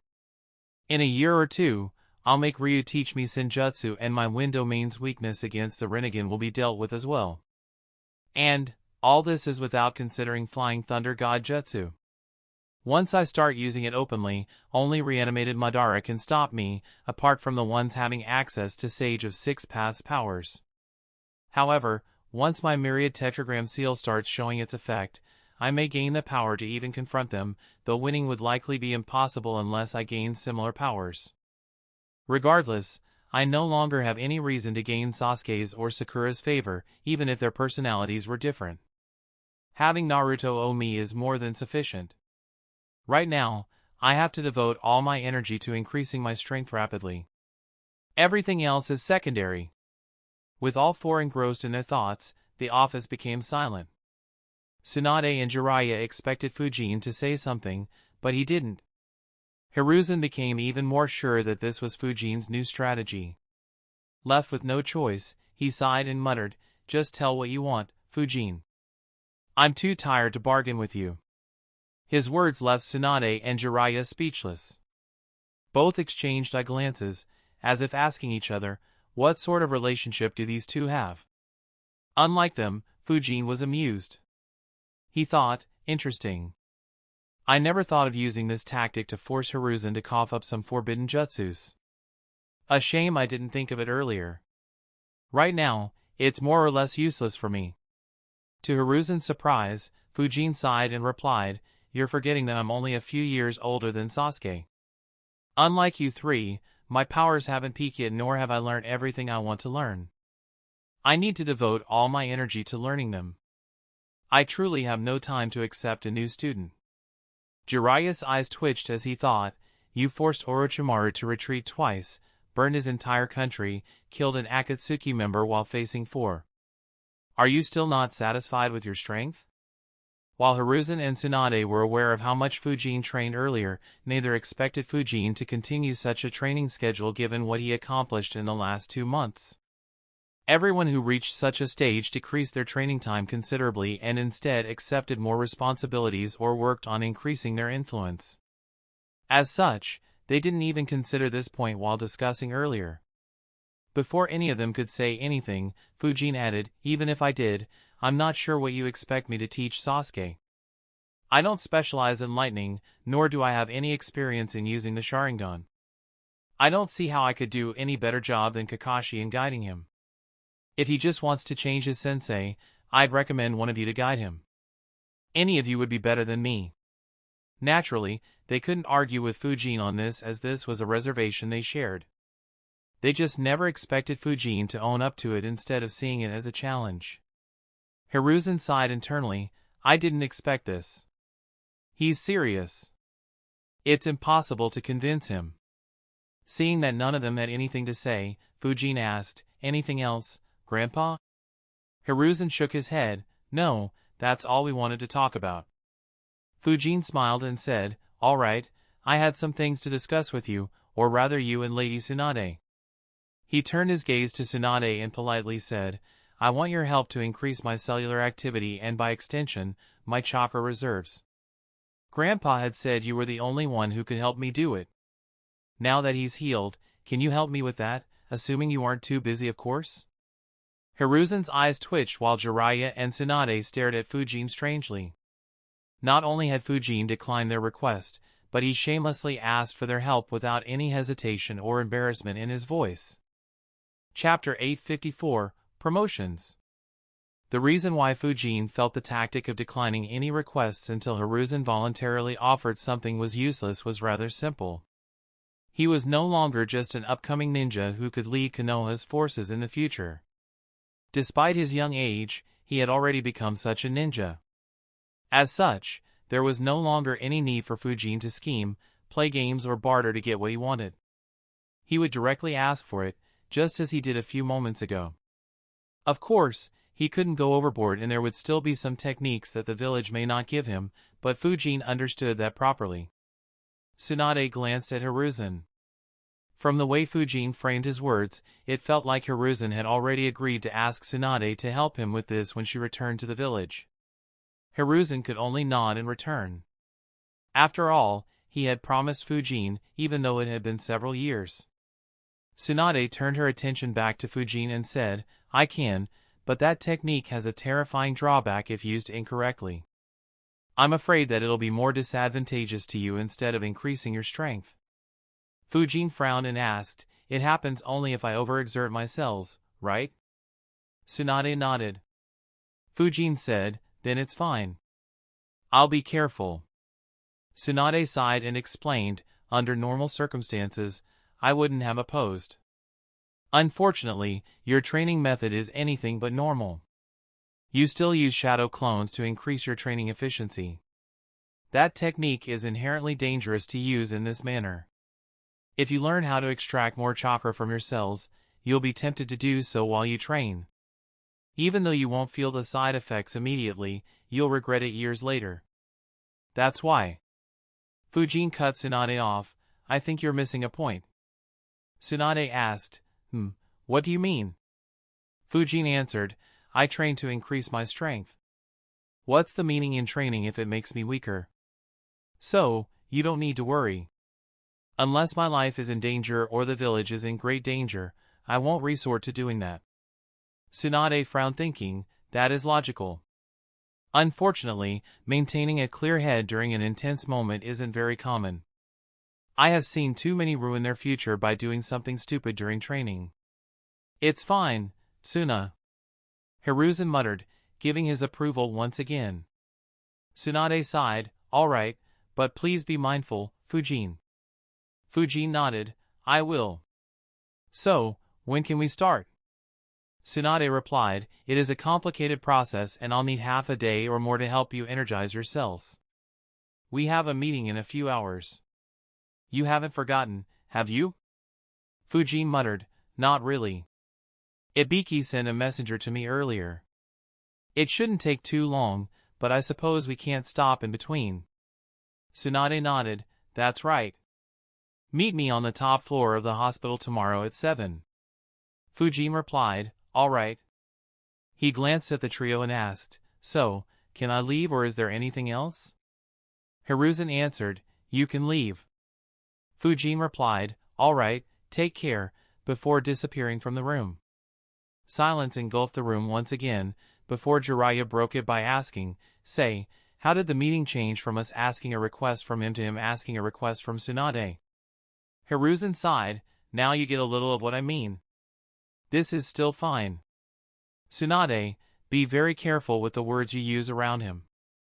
There's no telling how he may interpret them. I have regretted not doing so more than a few times. Tsunade thought, I knew it. A few hours later, a meeting began in one of the meeting rooms in the Hokage building. Leading the meeting were Tsunade and Hiruzen, who sat next to each other around a long table. Fujin sat on the opposite side, thinking, interesting, I always wondered how these meetings went. Hiruzen glanced at everyone in the room. Ibiki, Anko, and Heiei sat on his left while 3 old Jounins from Hyuga, Yamanaka and Aburame clan sat on his right. Hiruzen said, due to unforeseen circumstances, this meeting was delayed for too long. It's time to decide whom to promote to Chunin based on their respective performances. The Chunin exams had taken a back seat after Orochimaru and Tsunagekyu's assault. Konoha was forced to devote all its energy to focus on the aftermath, be it Fujin leading Konoha's armies, the negotiations with Tsunagekyu or preparing the village for another unexpected war. It was only after Fujin and the Sanins returned to the village that things calmed down. However, with Hiruzen in a coma and Tsunade focused on healing him, this meeting got delayed again. Ibiki said, 6 of the 9 finalists were our Genins.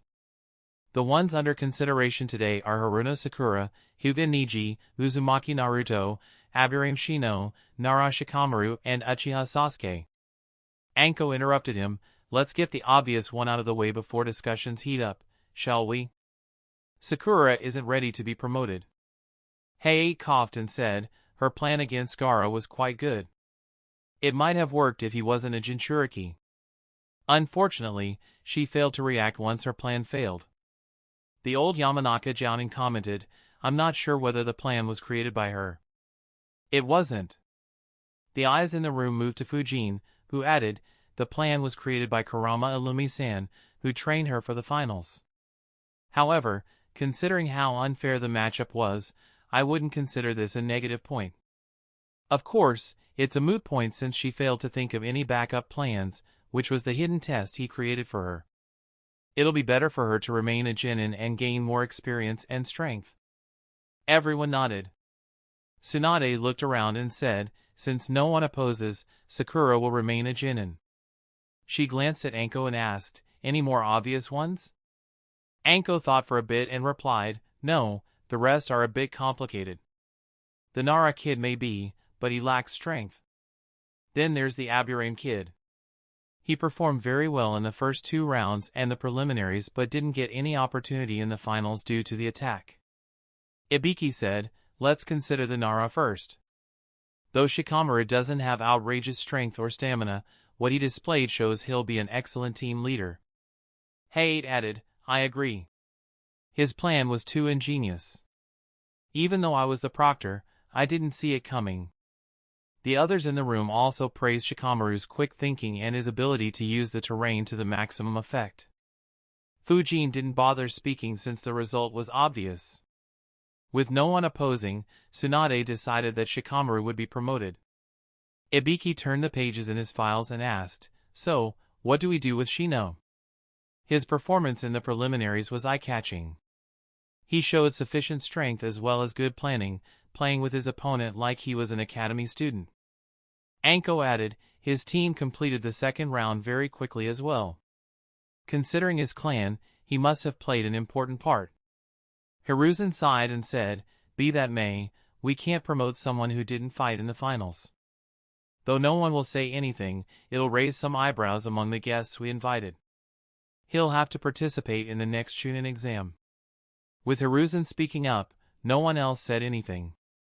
Fujin thought, it looks like Konoha gives a lot more importance to the guests than other villages.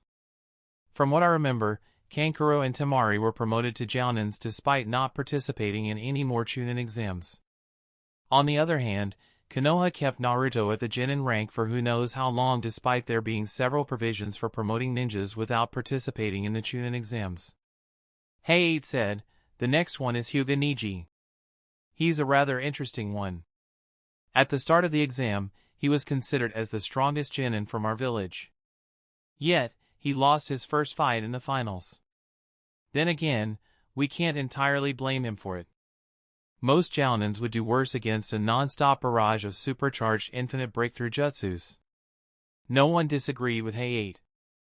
Everyone recalled how pitiful Niji looked against Naruto, the host of the terrifying nine-tailed beast. Even more absurd was the absence of any traces of exhaustion on Naruto's face. Even the ninjas in the meeting room, apart from Fujin, Hiruzen, and Tsunade, would be troubled while dealing with such a barrage. Other than hiding underground and attacking from there, they didn't have many other options. The old Hyuga Jounin spoke, while the Hyuga clan has methods to deal with opponents who fight at range, those techniques aren't taught to our Genins. Besides, even the ones who are taught may not be able to withstand such a barrage without resorting to earth-released jutsus. His performance, despite being at such a disadvantage, was very good. We can promote him just like Shikamaru. I don't agree with your observations. Chapter 855, Inconsequential. From today, I'll try to get back to my original schedule, 1 chapter daily with 1 break per week. Please wish me luck. If I can do it, the story will continue as usual.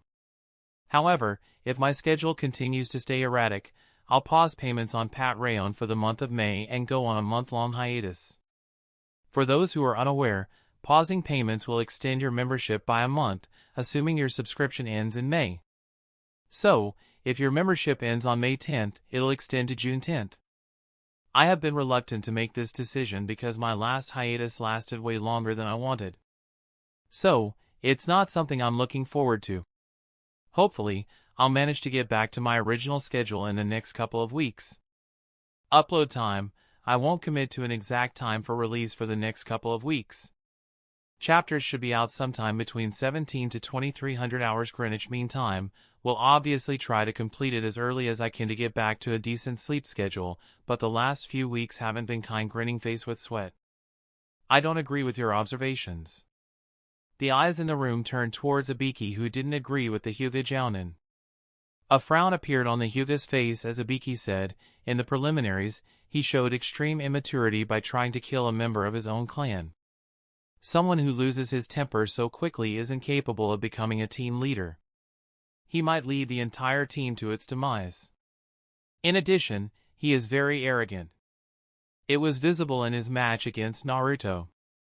Not only did he look down on Naruto, but he didn't make adequate preparations for dealing with his wind jutsus despite seeing them in the preliminaries. The Hyuga ninja countered, the wind jutsus Naruto displayed in the preliminaries were nowhere near the level of the supercharged jutsus he used during the finals. Ibiki immediately replied, even in that case, there's no reason why he couldn't learn a few simple earth jutsus to work around Naruto's wind jutsus. He had a month to prepare for him. As impressive as his skills are, the lack of adequate preparation shows his arrogance and his overconfidence in his techniques. He was the complete opposite of Sakura in this aspect. Besides, his strength isn't as critical of a factor as his attitude.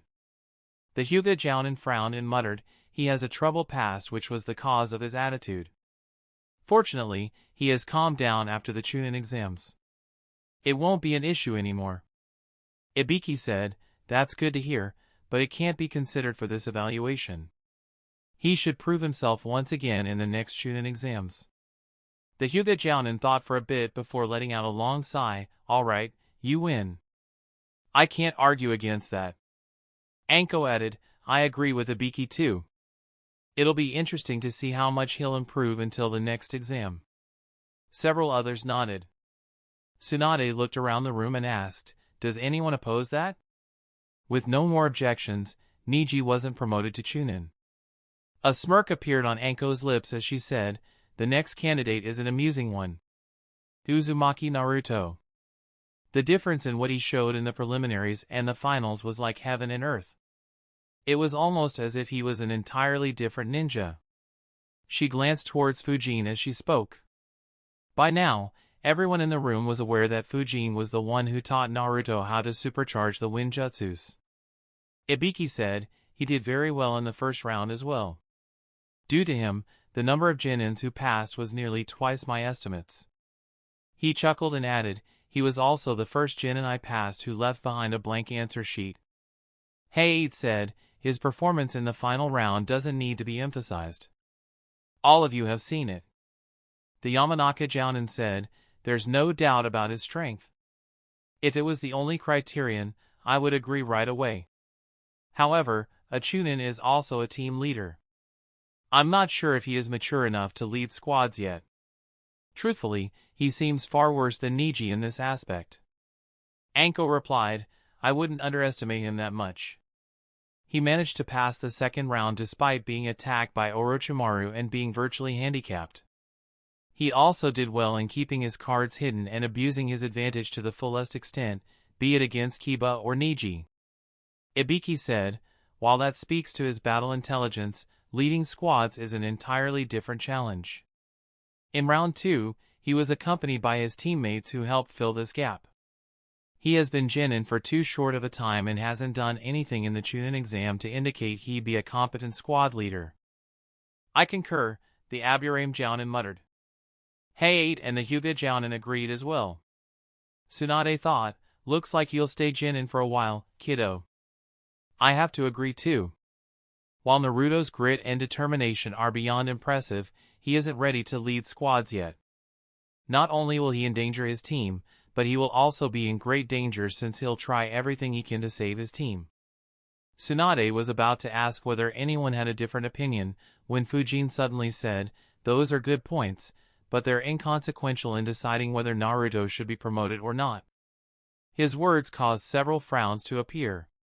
Ibiki asked, what do you mean they're inconsequential? A Chunin's main job is to lead squads. Fujin nodded, it is, but only for ordinary Chunins. Naruto is a Jinchuriki, the only one we have. Even though he isn't in the bingo book, there's little doubt every enemy village wants to hunt or kidnap him. Their hunter squads should already be informed to act if they ever receive an opportunity. As such, even after becoming a Chunin, Naruto cannot be allowed to lead Genins or Chunins on missions. Until he becomes an elite Jounin, or better yet, a rank S ninja, he can only leave the village when accompanied by someone like Kakashi. But, with someone like Kakashi present, Naruto won't be leading the squads. That is why I said this point is inconsequential for Naruto. Fujin's words forced everyone to ponder. He had approached the issue from a different angle than everyone else. If Naruto wouldn't lead squads, the only aspect that mattered was Naruto's strength and his teamwork. He excelled in both. However, ignoring such a big aspect wasn't an easy thing. Tsunade thought, what a unique perspective. He's correct. Though I won't treat Naruto as a weapon, I can't allow him to leave the village without adequate security when a dangerous organization like Akatsuki is hunting for him. Ibiki muttered, your words make sense. However, can we overlook something so important while promoting? I'm afraid it'll set a precedent that could result in Genins who aren't prepared for the responsibilities of a Chunin to be promoted. Having him go through the next Chunin exam will be a better choice. Fujin chuckled and asked, oh, and how do you think the next Chunin exams will go if Naruto participates? Without someone like Agara, he could just spam supercharged jutsus and no Genin could resist it. I hope you remember the supercharged jutsus he used in the finals were so effective after less than a month's practice. Who knows how much better he'll be at it after half a year or year, whenever he participates again. Fujin's words forced everyone to picture how the next Chunin exams would be. They could envision Naruto spamming his way through all the matches in the finals. None could see any Genins cracking such an absurd attack. As such, the finals would become pointless in a way.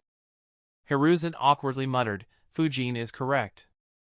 Other than nearly half of the battles becoming pointless, he might also cause heavy damage to the Forest of Death.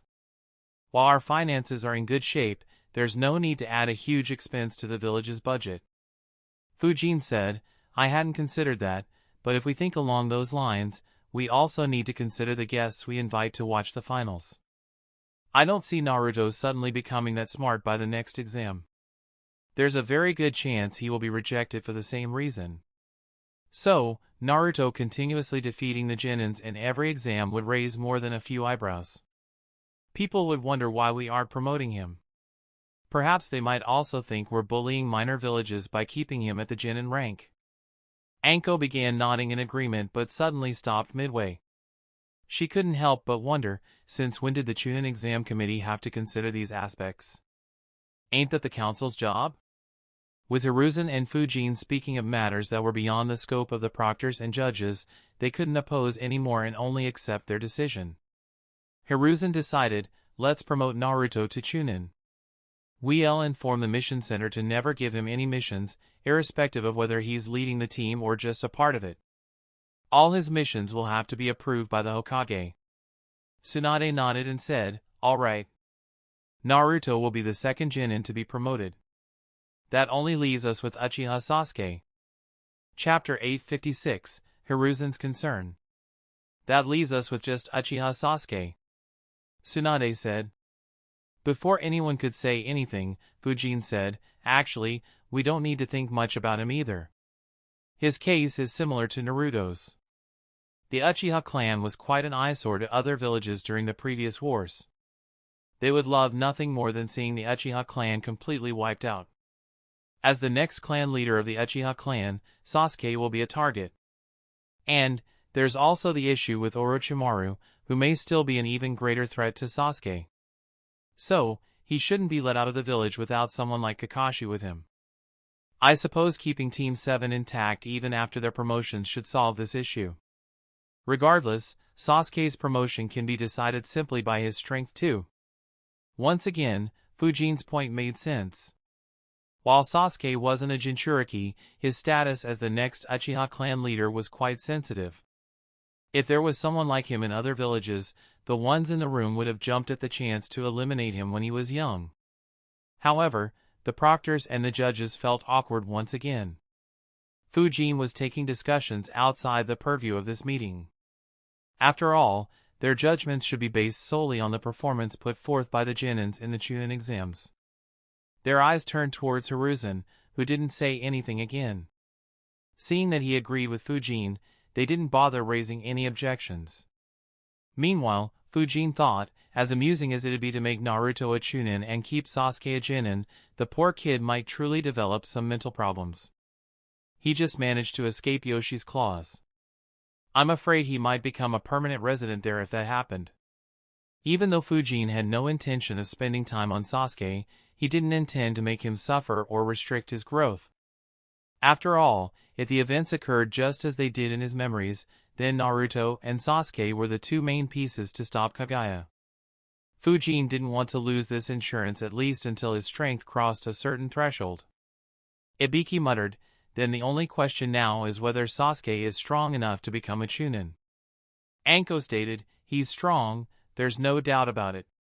He carried through the second round despite suffering from Orochimaru's cursed seal. With all the handicaps, his win in the preliminaries was even more impressive. I didn't expect him to surprise me again during the finals. His speed is beyond most Chunins and he has also learned Kakashi's Chidori. The Yamanaka Jounin sighed and said, I don't argue with that. However, his battle was interrupted by the attack. Though it isn't as bad as Shino, we can't. Hiruzen interrupted him. Since Tsunagakure was the one who interrupted the fight, Sasuke can be considered the winner of this fight. Besides, the injury he inflicted on Gaara prevented Gaara from transforming into Shikaku in the middle of the arena, saving countless lives and disrupting the enemy's plan. Having read Sasuke's file and knowing what the encounter with Itachi did to his psyche, Hiruzen knew very well what would happen to him if he wasn't promoted while Naruto was. He thought, with Fujin not stepping up and Jiraiya and Tsunade not suitable, I'll have to train Sasuke myself once I recover my strength to an extent. Until then, I can only hope Kakashi can keep him in check. However, if he receives another mental blow, I'm not sure what I'd be dealing with. It's better to promote him now. Tsunade understood Hiruzen's thoughts as well. With both of them supporting the decision, no one else opposed. Ibiki said, actually, this is quite convenient. If Sasuke, Naruto, and Shikamaru are promoted, the remaining members of Kakashi and Asuma's squads can team up in the next Chunin exam. How Ino and Choji perform without the help of Shikamaru's intelligence and how Sakura performs without the strength of Sasuke and Naruto will tell us whether they're ready to be promoted. Tsunade replied, that is indeed quite convenient. Does anyone oppose Sasuke's promotion to Chunin? Without any opposition, Sasuke became the third Genin to be promoted by Konoha in this round of the Chunin exams. The group discussed a bit about any ways to improve the exams before leaving.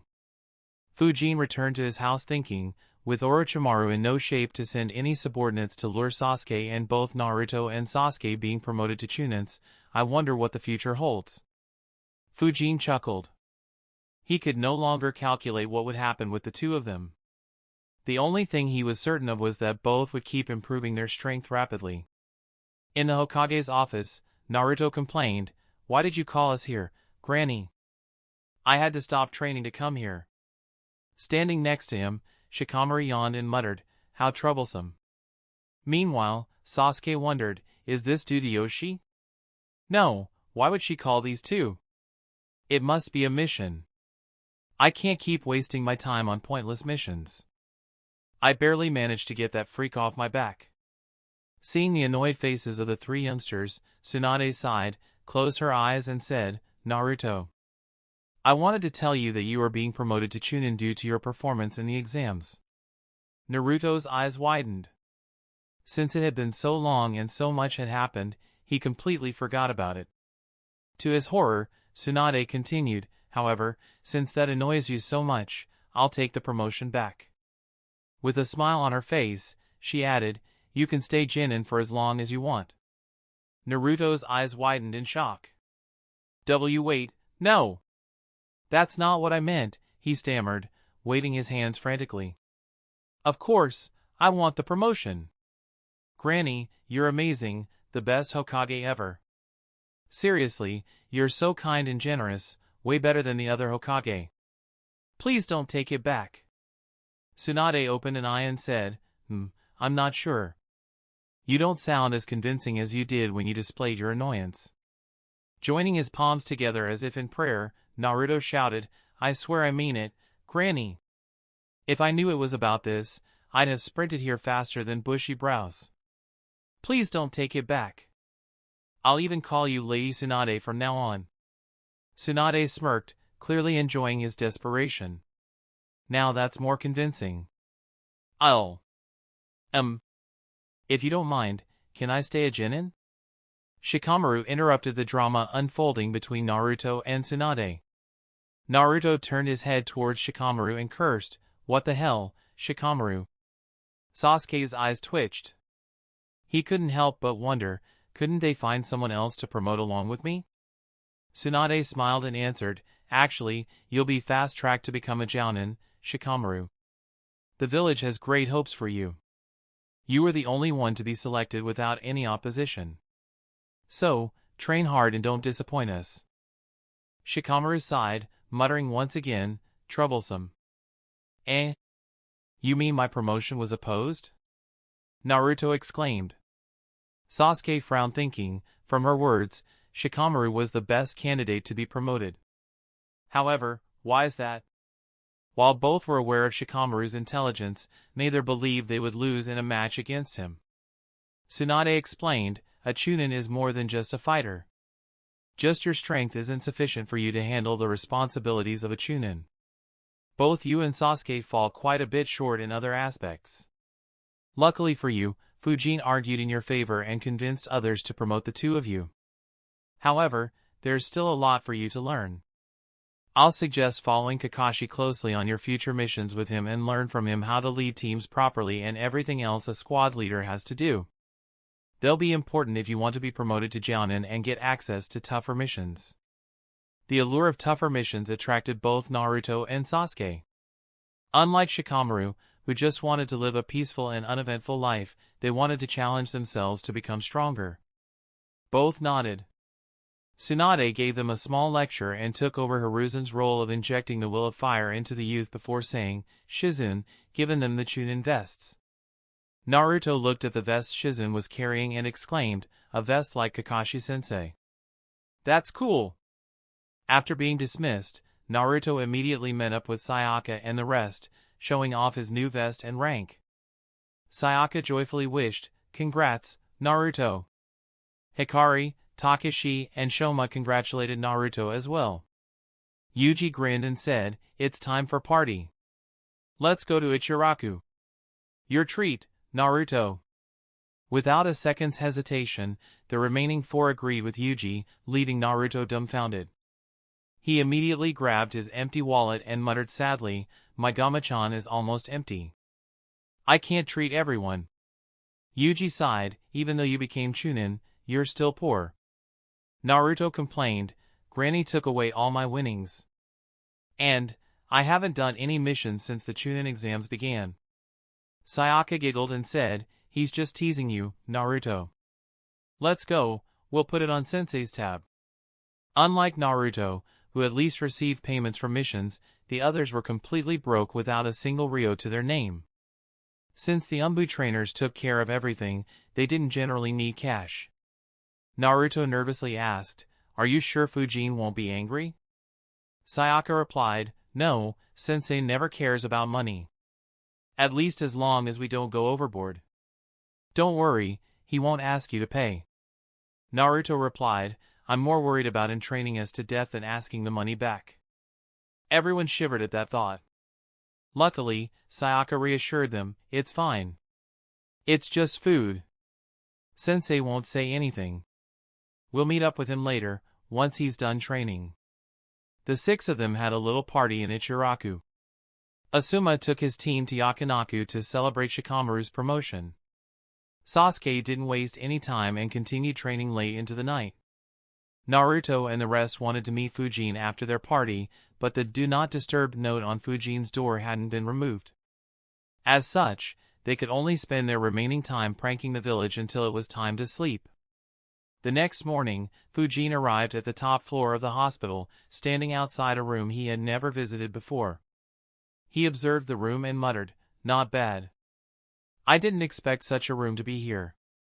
Chapter 857, Awakening the Cells. Not bad. I didn't expect such a room to be here. Fujin muttered. The room had over 100 seals inscribed intricately throughout it. The seals were hidden so carefully that Fujin didn't sense their presence despite visiting the hospital so many times. Only when his eyes fell on the room did he realize it. Tsunade chuckled and said, every Fuinjutsu Grandmaster said so. I and Orochimaru designed this room when we were still in the village. The seals in the room assist in this process. She sighed and added, unfortunately, the room was closed after Orochimaru betrayed the village and went rogue. I checked the seals to see if they're the same as I recall. Fortunately, they haven't been disturbed. Fujin said, "That's good. Let's start." Tsunade teased, "You sure are excited." Fujin chuckled, "Who wouldn't be? I never expected for a method this miraculous to exist. Even a small percent boost to my chakra reserves will be a huge deal." Tsunade nodded, "It is invaluable for a rank S ninja. More importantly, your reserves are still growing, unlike mine. If you are careful and never trigger the backlash of this technique, I can't imagine how strong you become in 5 to 10 years. Though Tsunade had some reservations about teaching Fujin this technique, she truly wanted him to succeed. While the two didn't share much of a personal connection yet, Tsunade could see how important Fujin was for Konoha's future and why Hiruzen had invested so much into him. Both turned their heads and saw Shizen running towards them while holding a couple of large scrolls. Breathing heavily, she said, "I got everything you asked for, Lady Tsunade." Tsunade smiled, "Good. Follow me." Tsunade entered the room as Fujin and Shizen followed her. She weaved the confrontation seal while walking to the center of the room, where a futon had been placed. The seals in the room lit up, revealing a circle at the center of the room and around the futon. Standing just outside the circle, Tsunade instructed, "Strip to your waist and sit here. I'll draw the necessary seals on your body."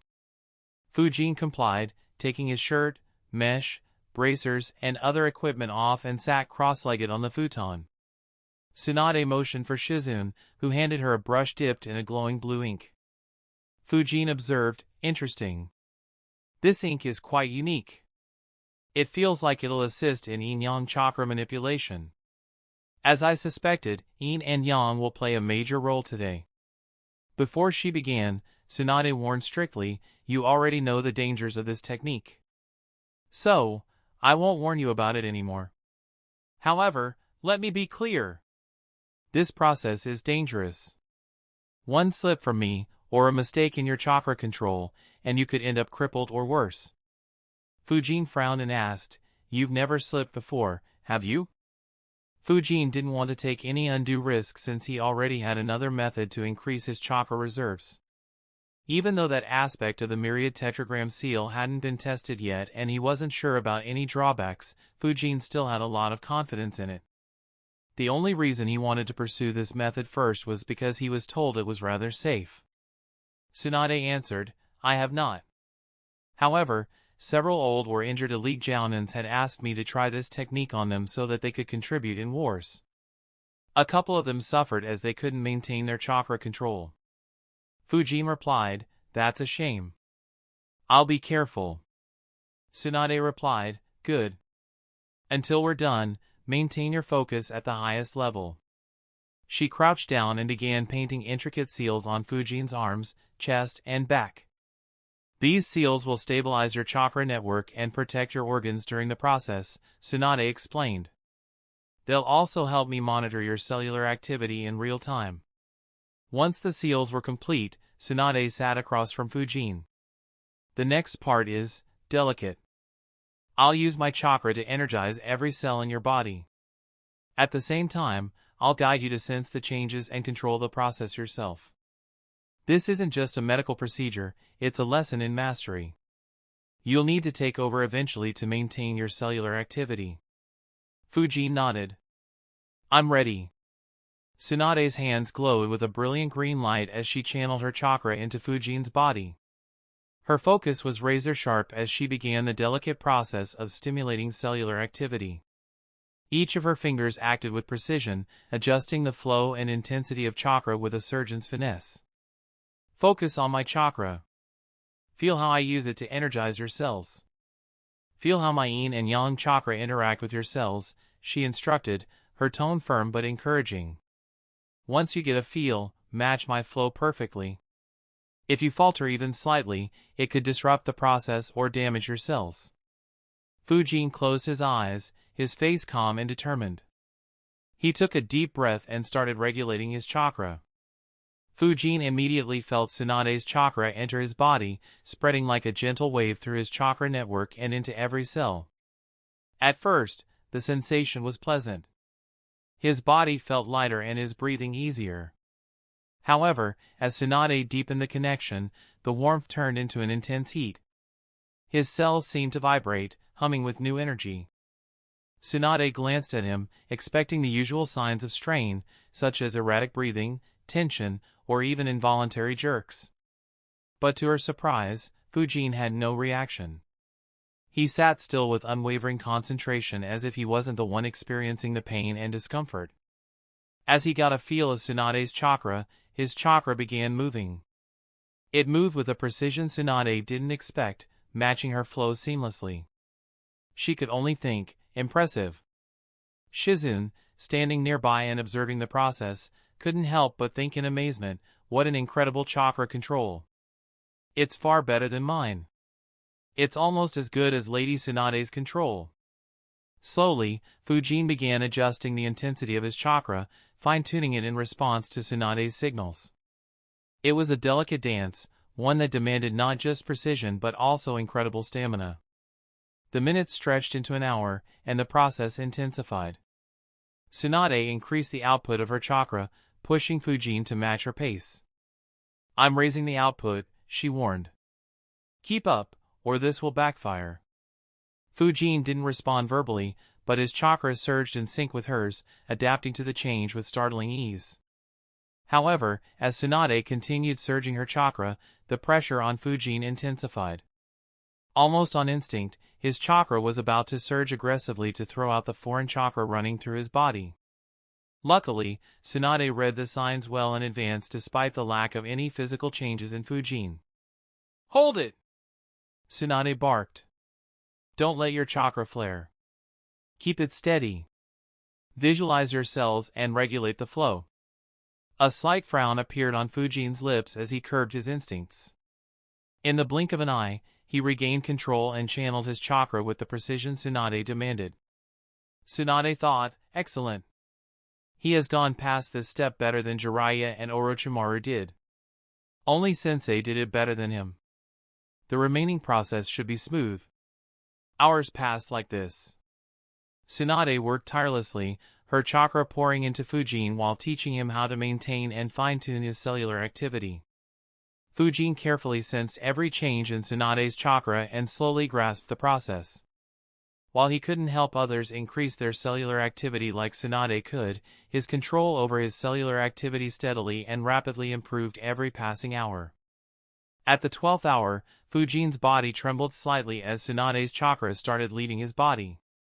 Tsunade pulled her hands back, the green glow fading.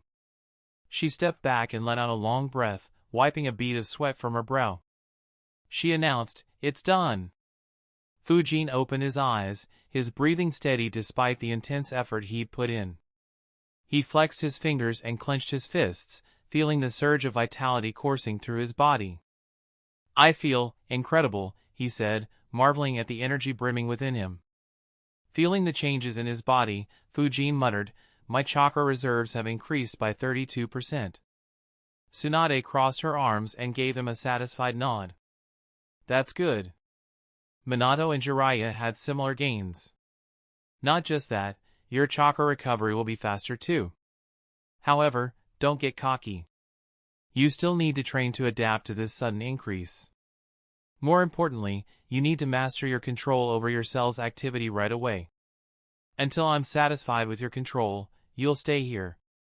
Fujin had no reason to oppose her. Under her guidance, Fujin began practicing at the same spot. It took another 4 hours before he reached a stage that satisfied Tsunade. She sighed in relief and muttered, "Good. As long as you don't actively try to overexert your cells, you won't face any backlash. Also, rest for a couple of days for your body to adjust itself." Fujin let out a deep sigh and said, "Thank you, Lady Tsunade." Fujin was genuinely grateful. Though his body was more sore than it would be after Guy's training sessions, a 32% jump in his chakra reserves in a single day was an unbelievable boost. Fujin's understanding of human cells as well as yin-yang manipulation had deepened too. Tsunade got up tiredly and said, "It's almost midnight. You should go home and rest. Approach me if there's any problem." Fujin nodded as Tsunade and Shizen began leaving, but his nod stopped midway. Before Tsunade could leave, Fujin cleared his throat and said without a hint of shame, "Actually, I had another request." Chapter 858, Returning to the Training Grounds. Actually, I had another request. Tsunade, who was about to open the door, stopped. In order to help Fujin increase his cellular activity and learn how to control it, she had been with him since 7 in the morning. Even before that, she was making sure the room was still usable. She spent over 16 hours continuously helping Fujin. Yet, instead of letting her leave and rest for the night, Fujin mentioned that he had another request. Tsunade turned around and asked, "What request?" Fujin said, "I tried learning the wild lion's mane jutsu some time ago. Unfortunately, I failed at the very first step. I couldn't grow my hair out." The scroll sadly didn't have any information on this, but I analyzed that it doesn't have much to do with how I need my chakra. Rather, the growth has to be stimulated externally somehow. Do you know how to do it? Tsunade replied, "Oh, the lion's mane jutsu. Yeah, you analyzed it correctly. Simply using chakra won't allow you to grow your hair, though you could control its movement. Your body naturally limits hair growth through hormonal regulations. To grow your hair, you need to first gain control of these regulations and then use your chakra to mimic the natural hormonal signals that stimulate hair growth. This process is temporary and your hair will revert back to your original state once the jutsu ends. Under normal circumstances, this is quite a difficult jutsu to learn. However, it should be quite easy for you now that you have learned how to control your cellular activity." A frown appeared on Tsunade's face as she asked, "Actually, even without learning how to control cellular activity, this isn't too difficult for a medical ninja. You should have figured it out yourself. When did you try to learn the jutsu?" Fujin answered, "Around 5 years ago." A deadpan expression appeared on Tsunade's face as she stared at Fujin. Fujin chuckled, "I hadn't learned medical ninjutsu back then. As such, I could only give up. To be honest, I completely forgot about it. I only remembered it today while learning how to control my cellular activity." Internally, Fujin thought, "Actually, I had thought about it while learning from Yoshi and the rest. It's just that I've never seen anyone other than Jiraiya use this technique. I guess they wouldn't be able to help me with it and didn't bother asking. I would have still asked, but they looked like they would drop dead just by teaching me medical ninjutsu." Tsunade sighed, "All right. Though it's easy, hormones can be tricky to mess with too. Let's meet here tomorrow at the same time. I'll teach you how to control them." Fujin smiled and said, "Thank you once again." Tsunade yawned and muttered, "Due to the sudden increase in your cellular activity, you won't feel sleepy today. Use this time to accustom yourself to the changes in your body. Don't train until your body calms down and you feel as comfortable with it as you did today morning. You don't want to accidentally overexert yourself due to carelessness." Fujin nodded at Tsunade and Shizen. Once they were some distance away, Shizen asked, "Lady Tsunade, you just became the Hokage. Is it alright to spend so much time away from the office?" Tsunade seriously said, "Shizen, always remember this. The duties of the Hokage extend far beyond the office. Some things are far more important than handling official duties." Shizen was surprised. She thought, "I know Fujin is very important for the village, but I didn't think Lady Tsunade would give his request such a high priority. She left all her duties behind to help him." Unknown to Shizen, Tsunade scoffed internally, "He is definitely beyond shameless. I'm afraid even Sensei loses out to him in this regard. That said, I can't say no to 2 days without paperwork. Doing this is far more enjoyable than being stuck with those endless piles of white paper." As she walked to the Senju compounds with Shizen, Tsunade decided, "I should increase Kakashi's cellular activity too.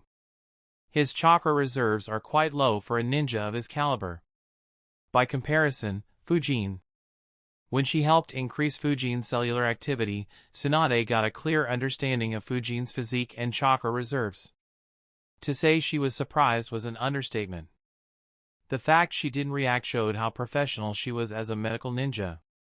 Tsunade thought. His chakra reserves were on par with mine when I was his age. After today, it's even higher. His current reserves are almost on par with Jiraiya's. And he's only 17. He should surpass even me in the next 5 years or so. If Sensei hadn't said Fujin's reserves were rather ordinary during his earlier years in the academy, I might have suspected him to have a connection with Mai or the Uzumaki clan. I didn't think it was possible for chakra reserves to grow so much merely from constant training. And it isn't simply physical or ninjutsu training. He must have meditated for long hours to improve his spiritual strength. Yet again, Tsunade was amazed by Fujin's discipline and dedication. She couldn't help but think, maybe we should run a pilot project where young talented ninjas are made to train as hard as Fujin did. However, how can we ensure they stay motivated even after a decade of grueling training? Tsunade didn't have an answer to her question. Though there was another example of Might Guy, he wasn't exactly normal either. On the contrary, his training regimen was even more extreme than Fujin's regimen due to Guy focusing on a singular aspect. While Tsunade pondered over that issue, Fujin returned to his house and entered the meditation room. He sat in a meditative posture and thought, a 32% increase, not bad at all. However, the bigger gain today was understanding and gaining control over cellular activity. This will be very helpful once I start using my myriad tetragram seal. I can now monitor and understand the entire process, which will allow me to detect any hidden dangers immediately. Fujin was very pleased. His gains were substantial. He closed his eyes and began circulating his chakra. Fujin spent the entire night getting accustomed to the changes in his body. The next day, Tsunade taught Fujin everything related to growing and controlling his hair as she promised. Needless to say, Shikaku had to cover for her on both days of her absence. Fujin spent the following day adjusting to his higher cellular activity until he was completely comfortable with it. The following day, Fujin returned to his training ground. He looked around and thought, it's been quite a while since I trained here. Ever since the attack on the village, I have been busy running around. Fortunately, the last few days made up for all the training I missed. Fujin weaved the snake seal and concentrated chakra on his head, or more specifically, on his hair follicles. His pitch-black hair slowly started growing, first making his spikes even longer before growing along his back. Fujin thought, the tough part is finally done. Ironically, it now feels the easiest. That said, I need to practice until my hair can grow at a faster speed. At much current speed, my opponent might fall asleep, not like that'd be a bad thing but still. In addition, I also need to remove the snake seal. Neither is difficult to do. They just need some time. However, there is no emergency to master this jutsu right now.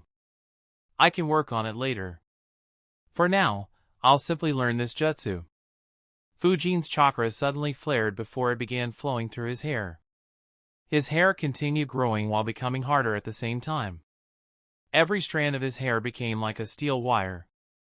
His hair circled around his body, protecting him from all sides. A smile appeared on Fujin's face as he analyzed, not bad, this jutsu is quite strong and very convenient. If my mid-range defensive jutsus fail, I can use this jutsu to protect myself while launching a counter-attack at the same time. It can potentially disrupt follow-up attacks while adding another layer of defense before I have to depend on my clothes and the iron skin jutsu. Hee, I wonder who will make me show all the layers of my defense. Fujin already had a 4-layered defensive tactic for extreme situations. The first layer would be the Earth Wall Jutsu or the Rashomon Gates, which could be multi-layered in itself. The second layer was made up by the winds of his wind domain. If both these layers failed and the attack landed on his body, the defensive seals inscribed on his clothes would come into play. And the Iron Skin Jutsu formed the final layer of his defense. Now, he learned a jutsu that formed another layer between his second and third defensive layers. Fujin was about to experiment further when he suddenly stopped and turned his head. His eyes locked on Monkey, who was rushing towards him. Fujin's hair gradually retracted, reaching their original shape before Monkey arrived and reported, Fujin-sama, there's a shocking news from the Hokage's office. Chapter 859, Passing the Torch. Surprise appeared on Fujin's face as he heard the news from Monkey. Fujin glanced in the direction of Hokage building and thought, now that's something I never expected to see. And to think that this happened without my direct intervention too. I wonder what happened to make Hiruzen, Koharu, and Hamura leave the council at the same time.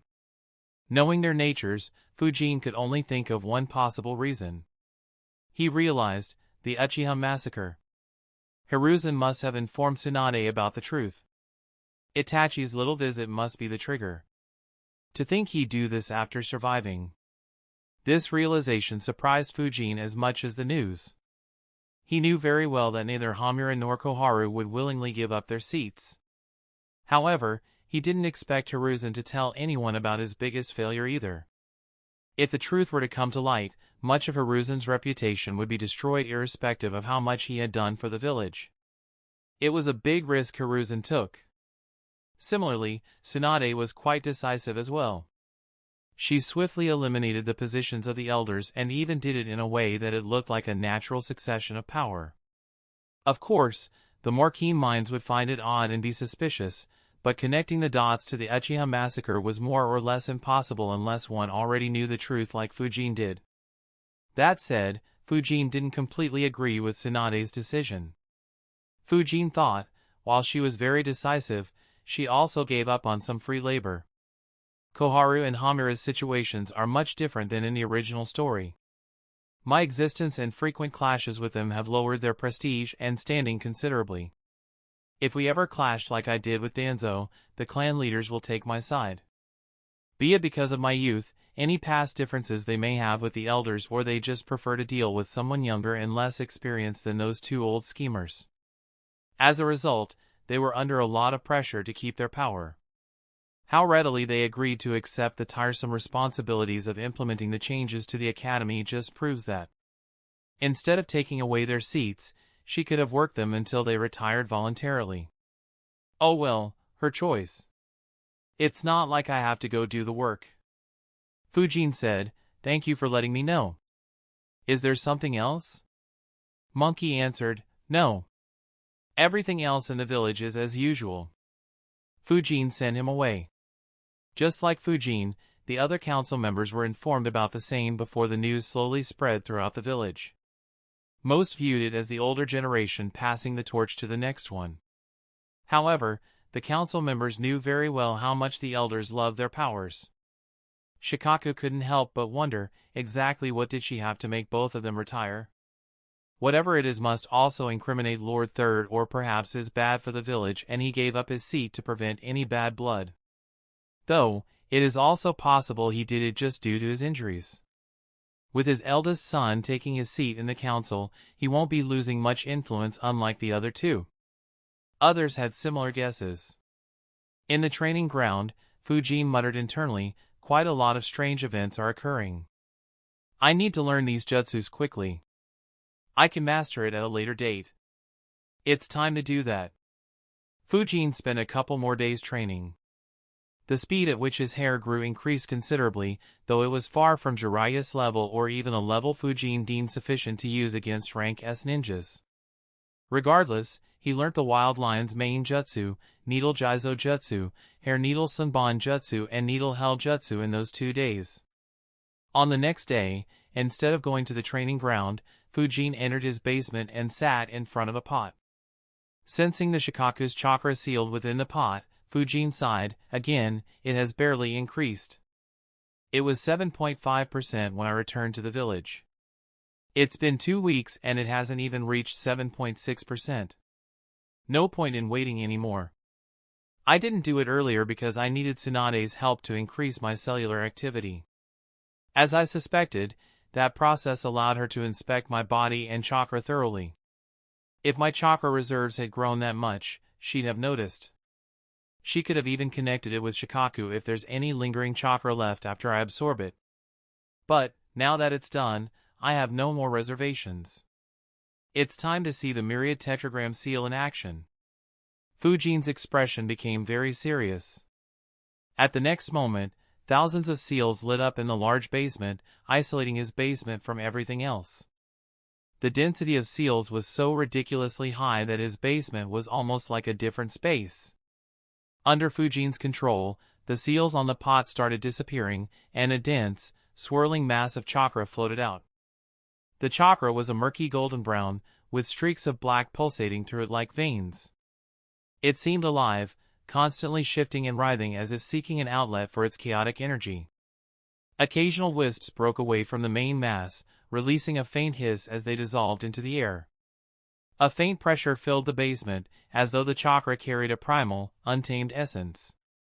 Had it not been for the seals in Fujin's house, every sensor and experienced ninja in Konoha would have felt the pressure and run towards Fujin's house to investigate. Fujin observed it for a couple of minutes, his sharp eyes analyzing every detail. He thought, TSK, there's no sign of intelligence or consciousness, yet the chakra is so feral. As expected of a tailed beast's chakra. The streaks of black are probably the remnants of Shikaku's malice, though at this size, it seems harmless. If this chakra had been twice or thrice its current size, I suspect it would have coalesced into something resembling an evil spirit irrespective of whether it developed intelligence. Perhaps I could experiment with that later. I don't think Shikaku or his siblings would mind it much. Fujin chuckled as new ideas flooded into his mind. He extended his left palm towards the chakra. A seal appeared on his palm and Shikaku's chakra was sucked into it.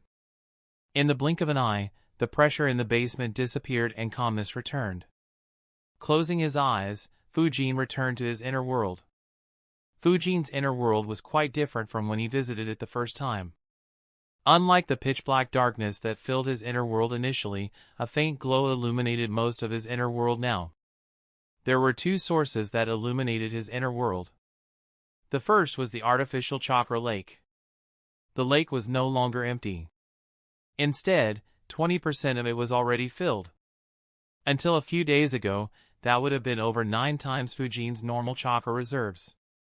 However, due to the recent boost to his chakra reserves, it was just over 7 times Fujin's chakra reserves.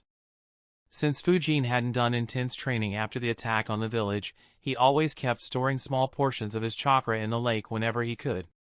He had to be careful when he was on the march, but Fujin spent over a couple of weeks in the Land of Fire negotiating with Sunagakure and over a week and a half experimenting with Tsunade. This was why the lake filled so quickly. The second source of light was a new one.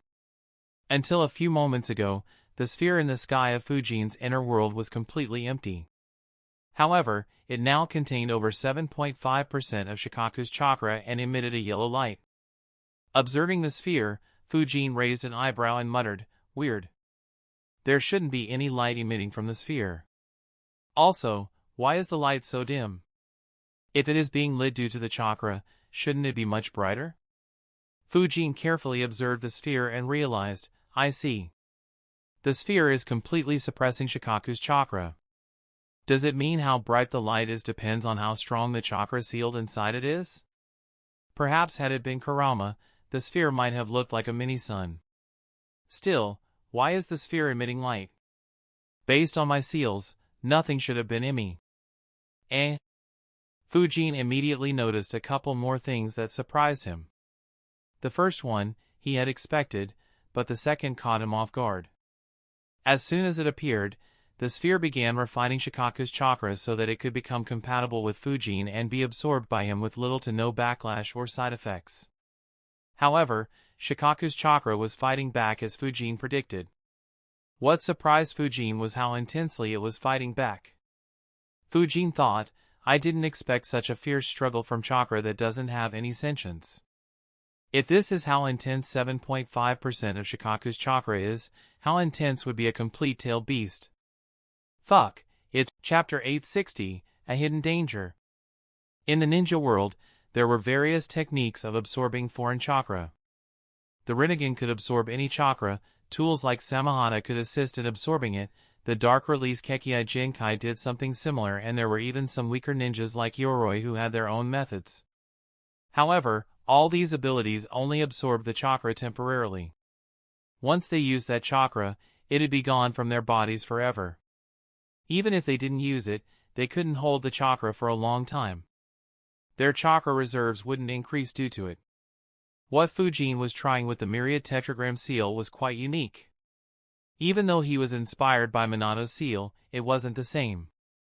Minato's seal achieved what it did over several years at a slow but steady rate. In addition, it needed Kurama's cooperation, even though he cooperated due to being fooled by Minato. Fujin's plan was to forcefully refine chakra and permanently make it a part of his body. It couldn't be done with any chakra.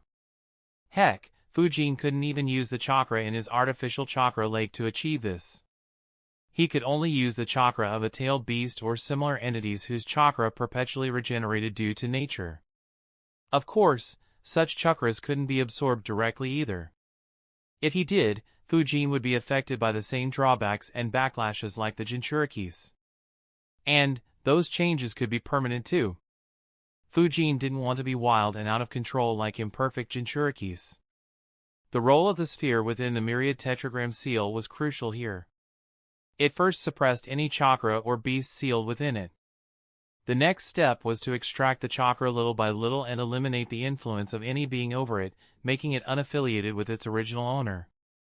The third step was to transform the extracted chakra and not only make it compatible with Fujin, but also make it easy for the chakra to assimilate into Fujin's body. It was a rather complicated process consisting of several crucial steps. Since he couldn't actually test this particular feature on normal bandits or rogue ninjas, Fujin didn't entirely understand it either. However, Fujin didn't expect he would face a hurdle at the very first step. Even so, Fujin wasn't panicking despite Shikaku's chakra gaining the upper hand. For starters, irrespective of whether the sphere could refine the chakra, Shikaku's chakra had no chance of breaking through the barrier. Even if Shikaku was present, it would have no chance of escaping. The barrier was just too sturdy.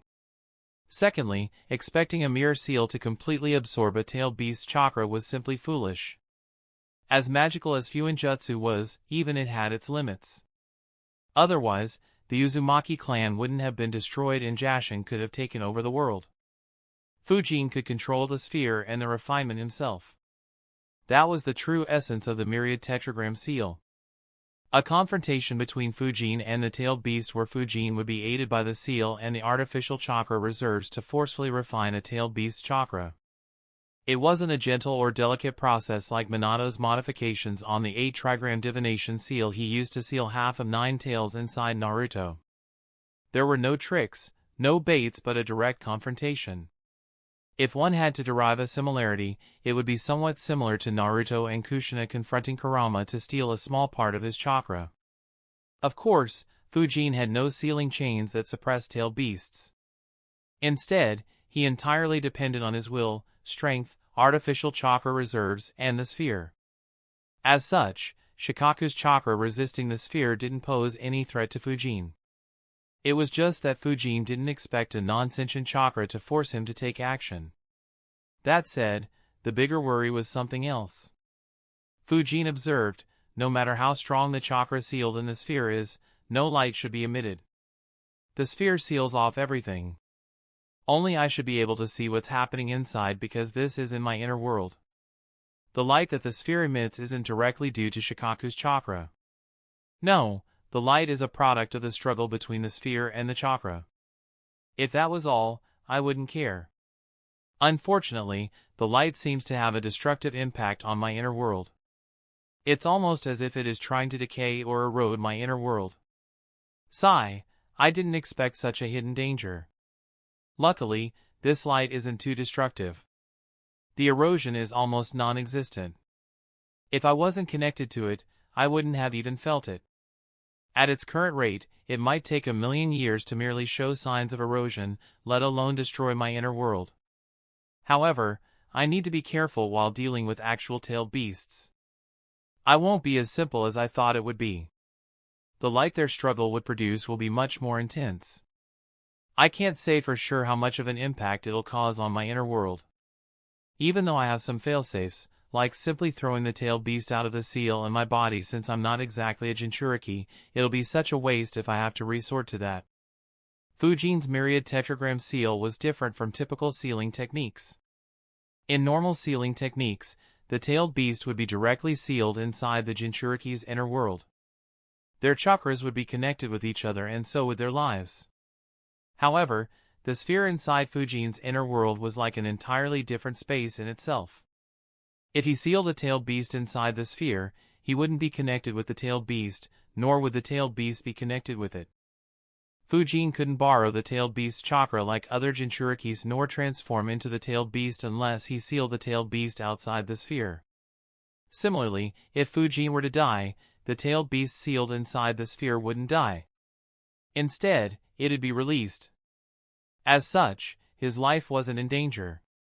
However, the hidden dangers alerted Fujin and made him far more cautious. He wasn't entirely sure what would happen if his inner world were to be destroyed. If it was merely losing the artificial chakra reserves, Fujin wouldn't mind risking it if the rewards were sufficiently high. However, if the damage extended beyond his inner world, Fujin cared deeply. Fujin thought, now that I think about it, I never destroy anyone's inner world. I should test it out to see what effects it has on the person. Perhaps I should create a weaker variant of the myriad tetragram seal where the sphere is easier to destroy so that I can study its effects as well. That said, Fujin sighed. His army had done a number on the bandits and rogue ninjas in the Land of Fire. Finding new experimental subjects wouldn't be easy. Fujin decided, oh well, some other country can thank me. I'll take payments from their nobles later with a minuscule interest. For now, it's time to refine Shikaku's chakra. Fujin began floating in his inner world. The chakra in the artificial lake became chaotic for a moment before completely calming down and becoming still. Fujin sat in a meditative posture while floating a few feet above the center of the lake, his eyes completely fixed on the sphere floating right above him. Slowly, he closed his eyes as his consciousness as he took complete control over the sphere. Shikaku's chakra, which had begun wreaking havoc inside the sphere, suddenly calmed down as the pressure on it increased tenfold. The chakra was easily suppressed. However, its ferocity only increased as it fought back against Fujin's will. The sun had long set, yet sounds of shurikens hitting their targets and the rhythmic thuds of punches against wooden dummies were heard from a training ground not far from the new Uchiha clan compounds. Sasuke stood alone, his shirt drenched in chest and his breathing rough. His Sharingans glowed faintly as he continued practicing his forms, remembering his vow to kill Itachi. Not too far away, four figures sat stealthily in nearby trees. Sasuke hadn't noticed their presence. Yet, they looked at him and nodded in admiration. One of them, wearing a bird mask, muttered, "His resolve and determination is extraordinary. He's completely out of stamina and yet is training at this intensity." The Umbu ninja next to him nodded, "It's truly a sight to see. At least in terms of strength, the next clan leader of the Uchiha clan may not be much weaker than his predecessors. This is good for the Vil." He suddenly croaked, though no voice escaped his lips. His partner immediately turned his head. To his shock, a kunai appeared from his throat. His eyes moved, noticing someone had pierced the back of his comrade's neck. Before his body could react, he was beheaded as well. That's the end of this talo for now. Thank you for watching and I'll see you in part 20. Peace.